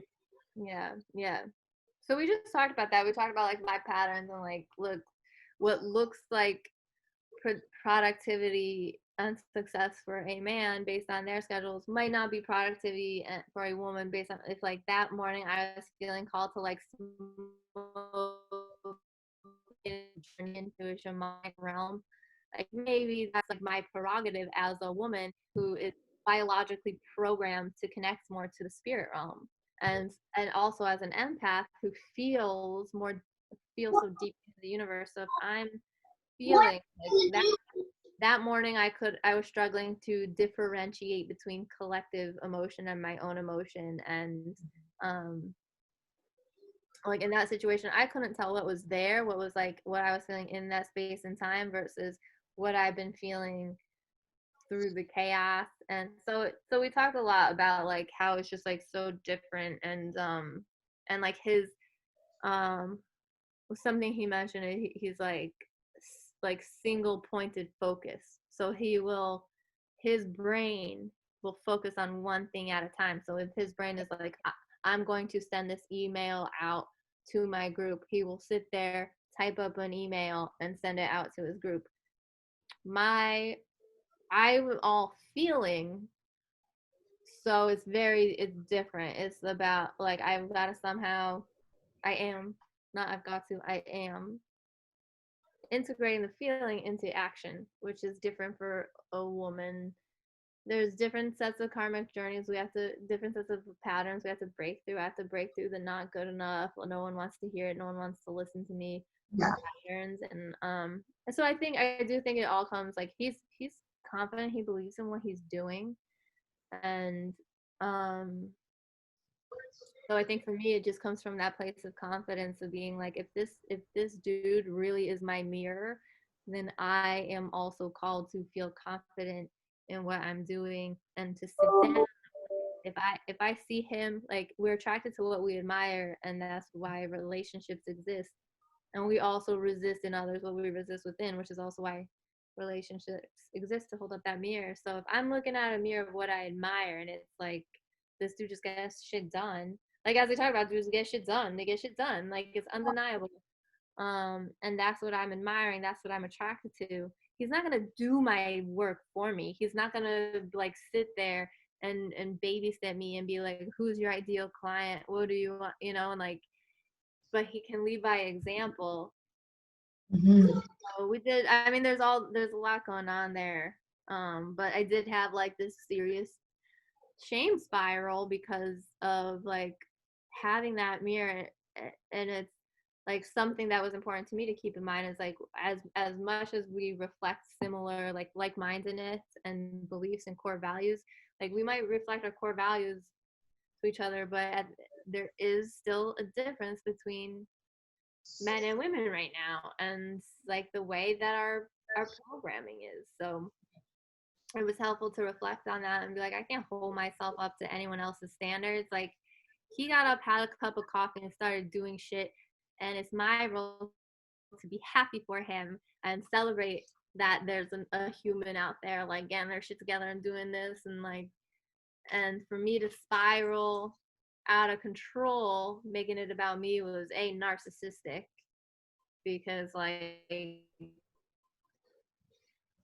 just there like, yo, you're doing awesome. No, I got all narcissistic and was like making it in my head. Like narcissism can show up as level 1. And so I was getting in my head and making it about me and where I was failing. So it was I've gone through similar patterns by looking at my husband and seeing how productive he is, and especially how he was when I was in my deep resting stage, as I like to refer to it, where he was doing a lot more than I was because I wasn't capable. I wasn't able. I was capable, but I didn't believe I was. And my body wasn't listening. It wasn't really mine. I was borrowing it almost. So I definitely understand that part. And I love how you guys were able to talk about it because that says a lot about a relationship, and in a way of people being conscious and self-aware, which I wasn't, and neither was my partner. This is something that we learn over years. And when you were talking about productivity, I had this image in my mind. I don't know if I've seen it before or if it's just something that I imagined, but it's like it's almost like sometimes I see it as like a meme in a way, right? So productivity looks different to everyone. So there's like an image of a person on a computer typing away, and then the other side is a monk sitting there and meditating. That's being productive for both people. So figuring out what productivity means to you and what it looks like and feels like to you, and follow it. Don't try to compare yourself to others and see somebody else doing the computer stuff and seeing that as being productive. Might not be for you. For you, it might be having your circle with women. That is hugely productive. No need to send emails to remind them because they know where it's at. They want to be there, they're there. So that is already a huge productivity. Where the emotion is, like what I found really revealing is where my emotion was, like, and what that revealed to me. So like watching him moving forward, doing things that I want to do. So that's where like the real information was. Like he's moving forward, building his podcast and his like mastermind group and all these things. So the reason that I was experiencing emotion of that was because I'm watching him doing things that I've been like fantasizing about doing for years, and it just like hasn't been my time yet. So it's important to keep in mind that the process of getting there, like what I was witnessing was his process of getting there, which is very like left brain, task oriented, like list plans, like strategy. And what you're saying, like maybe being on a coven call with my sisters, that's my productivity. It's just a different process, and it doesn't mean my process. Like, who knows? There could be a podcast building somehow, some way that I'm not. Yeah. Exactly. And so it might not look like that. And having these conversations with a male who understands feminine energy is actually super helpful because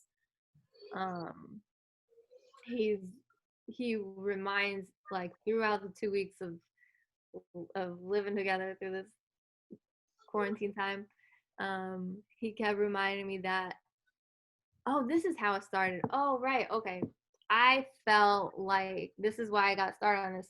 After going through that, already going through a shame spiral, then I felt like, oh fuck, I just like, it was like half an hour of like this, and then I thought I ruined the whole day. And then I was like, nope, that's it, day's ruined, I ruined it, because I couldn't, because when I'm there I can't imagine changing my mood. It seems impossible. I'm like, that's it, I'm here now, it's gonna be this. It was like the morning, and I was like, yeah, I'm just, until I go to bed and wake up a new person. But like I ruined, and I was like, I ruined it, I ruined the day. And he was like, what are you talking about?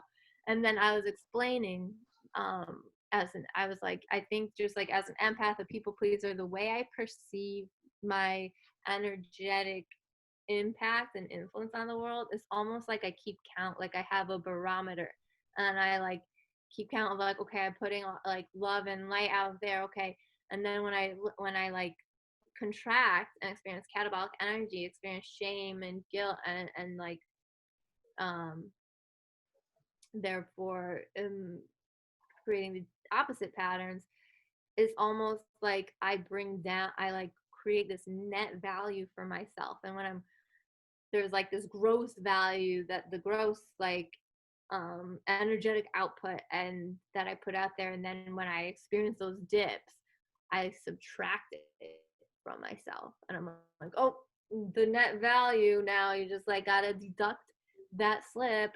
And so that's what I was expressing to him throughout, and that's what got me thinking about it, is just like talking about empaths, and like chances are, like when we think that we're being um like drains or mean people or mean spirited, um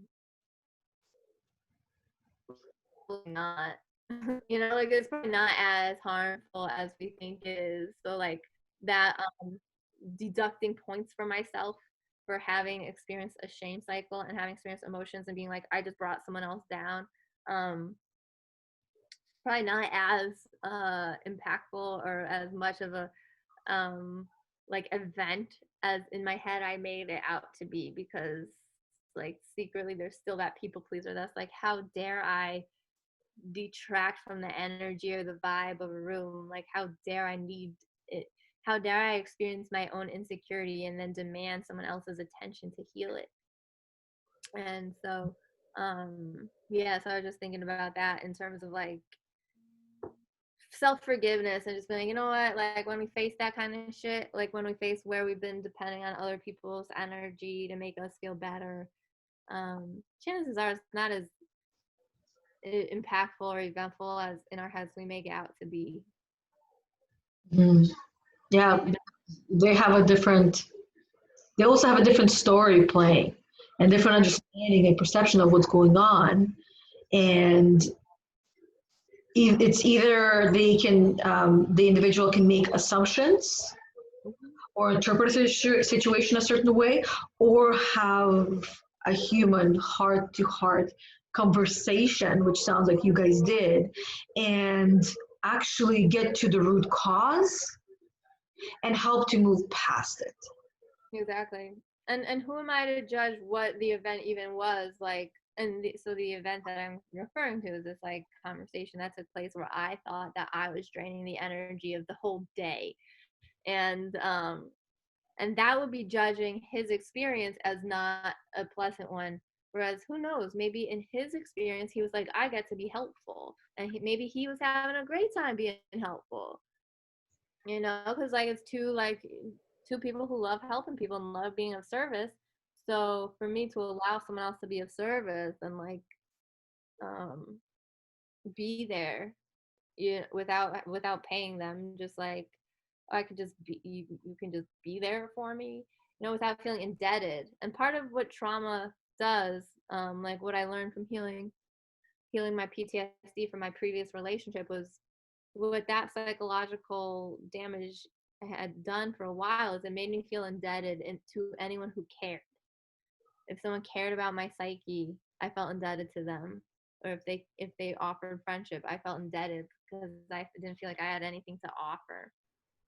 Mm-hmm. So so it made situations like that, like that's why it would be my go-to to withdraw and be silent, and like I was sitting there just like saying nothing, just staring off into space. I wouldn't look, I didn't want to make eye contact, and because I was like afraid if I made eye contact he would see what was going on in my brain, and and it'd be just like, I hate myself, I know that I hate myself right now. And so it was just like a whole, yeah, it was just like a very interesting psychological event that there could have been any number of timelines that it played out. I could have picked my stuff up and gone to a different room, which was like a former version of myself would have just like withdrawn physically as well. So it was new for me to like sit there and be like, I think I need to work through this. Yeah. Very uncomfortable for me. I don't like working, like when I'm in that place, I want to be like, all right, I'll see you tomorrow. Running. Let me, I don't want to get, I don't want to be made to feel better. Like when I'm in a place, I want to sit there feeling like shit because I think I deserve to sit there and feel like shit. Mhm. But you don't. Nobody deserves that. So instead of sulking and absorbing all the bacteria in that swamp, as I like to refer to it, we do have a choice.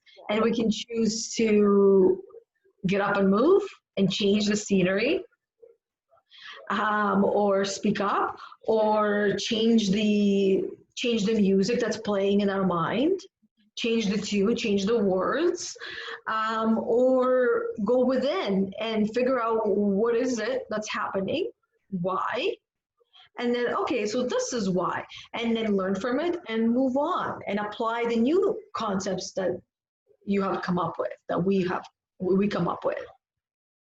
Going in and recognizing this is why, like I was able to articulate just now what my internal experience was.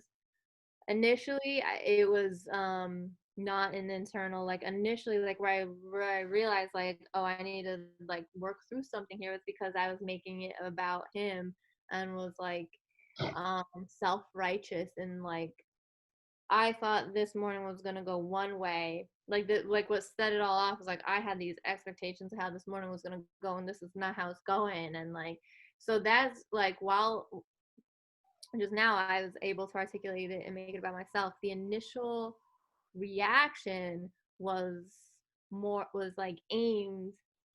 He doesn't know this, but internally, before I sorted it out and was like, this is about me, this has nothing to do with him. The initial reaction was aimed at him for being like, oh, let's like, I forget what we're gonna do, but then he got like engaged in what he was working on. So I was like sitting there like, I don't switch that easily. If I had like whatever we're gonna, I think we're gonna listen something like listen to a podcast or something, or record a podcast. I had my expectations set, and then it was that shift between, it was like the expectations were here, the reality, and this is not to say like one was better or worse than, just different. I'll make them so they're not. It's like expectations are here, reality was here, and then there's this gap, and in that gap between my expectations and reality, Let's just one. Okay, well, clean it up, please. Spill I water over himself. I experienced this first, this internal like, it's his fault because he changed it up on me without being like, oh, we're not gonna listen to a podcast. I just got super involved in this. And so I had I reacted, had I, if I were a different, I could see being like an Aries, or like someone fiery and being like losing my mind and be like, you said we were gonna do this and now you're doing this, and what am I supposed to do? But I did have that stress reaction when my reality didn't meet my expectations, and then I was like, this is like, why would I ever point my finger at someone that I care about and make them feel anything other than happy that they're being productive. They're like, So I had to go through all that. I'm like, this is about me.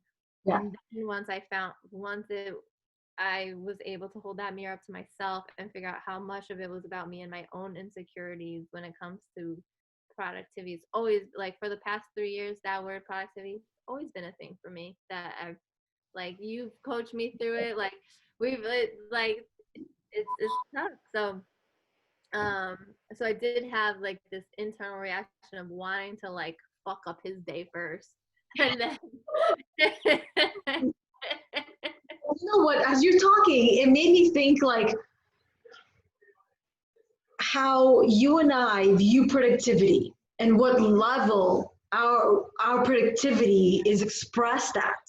Yeah. What level his productivity is expressed at, because his productivity seems to be expressed at level 6 and 7. Mhm. Whereas, for example, for me, lately it's more like 5 and 6. But before that, it was like level 1, level 2, and level 3, level 4 at best of ever, really. But experiencing productivity at that level doesn't feel good. There's no passion in there. Right. It's missing passion. But for him, there's pure passion in there, and it sounds like you woke up and it's like, what the fuck? How dare you experience pure passion doing these things that I wish I could do in the same level? And I'm Like watching someone take passion and put it in like the physical world, because so much of my passion is experienced in my visions and my journey, my imagination, my experience in music, and this talking on Zoom. And so like there are things that it's on me to remember, that this conversation with you, our Monday conversations, that's productivity, and the meetings of the coven, that's productivity. So I just have to remember, like, just because I don't have a website, I don't have a newsletter, I don't have a mastermind group, I don't have a podcast with my name on it, I don't have all these things, doesn't not, mean not yet. productivity looks different right now, like you said.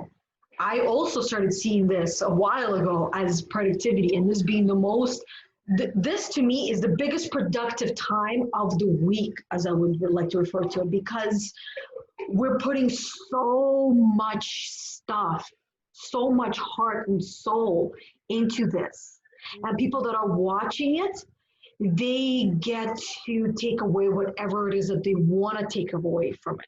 Mm. There's a lot in here, a lot of productivity that we both express.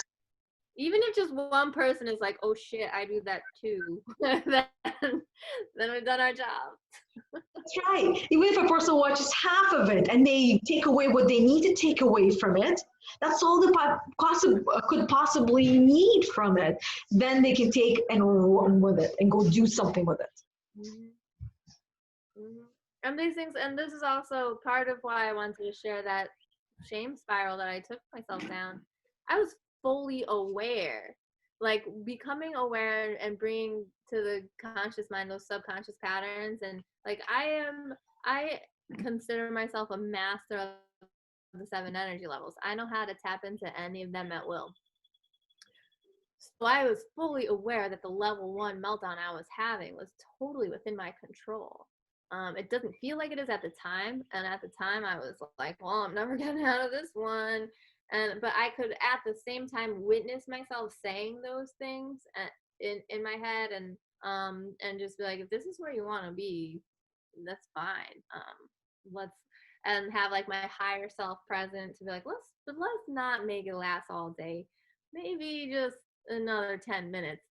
And so I'm just offering that as you can get to the point of mastering all the energy levels and still choose to experience the shame and guilt, and sometimes not even know why. Like, again, depending on how sensitive we are, how finely tuned we are to the cosmic energy of the universe, we don't always know what's going to cause those levels 1 and 2. But the more we master working with all 7 energy levels, the more we can see ourselves there. Be like, that's okay. If you want to be there, that's okay. Like, experience it. It's part of our right as a human. If I want to feel sorry for myself and like sit there being like, I hate myself because I don't like using my computer, like, that's fine. I can sit there and like tell that story until I get to the point of like what's really, the opportunity of what's being presented here. I admire this man because he will get on his computer and make up assignments and do the things that I will daydream about. I'll daydream about for my clients. I'll like the new client that I'm working with, like I have all these fantasies in my head of assignments I want to create for her.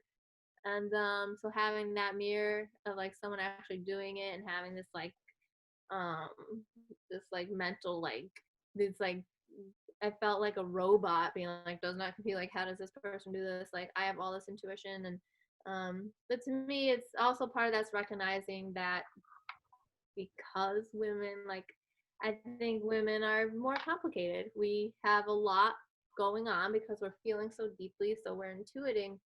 So whereas maybe Chris, while he does feel deeply, he's also like thinking really methodically throughout the day and like strategically and logically.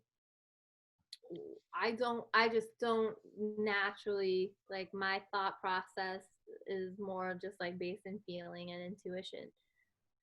Mhm. So if someone's naturally thinking like natural mindset is already like more logic based, then the integration from vision into action might be a little more straightforward.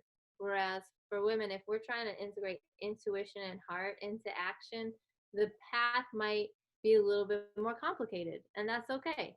Because it's like taking it, like for me to do what he's doing to me, and why it resulted in that paralysis and shame spiral is because he gets an idea and he acts on it, and it's a continuous flow. For me, it feels like pouring an ocean through a straw because of the access to the intuition, because how deep into my client's journey I could see, like, I could see her 16 weeks from now. So to like pedal it back, like he's going week to week, like this week we're talking about water, next week we're talking about fire, and he's just like thinking that way. And I'm seeing like the end goal, and like trying, and like my intuition is off the charts for her, and I could see, I'm like, oh my god, she's a clairaudient empath. She like, and I'm just like getting all like jazzed on her kinetic energy and her potential that's like ready to burst. So because I could see that all, like I'm ready to burst. So to take that and put it into like a Word doc is more complicated for me than it might be for someone else who's not perceiving that like so far ahead. Yeah, you've seen Tangled, right? Tangled? Tangled, yeah. How there's a horse and then there's a chameleon. So as you're talking, I've seen the man as the horse that has the blinders and they're able to focus and see what's in front of them and get it done. Yes. And the female is the chameleon sitting on top with the eyes spinning around everywhere. Right? And the eyes have a really difficult time focusing on one thing. Yes. Oh my god.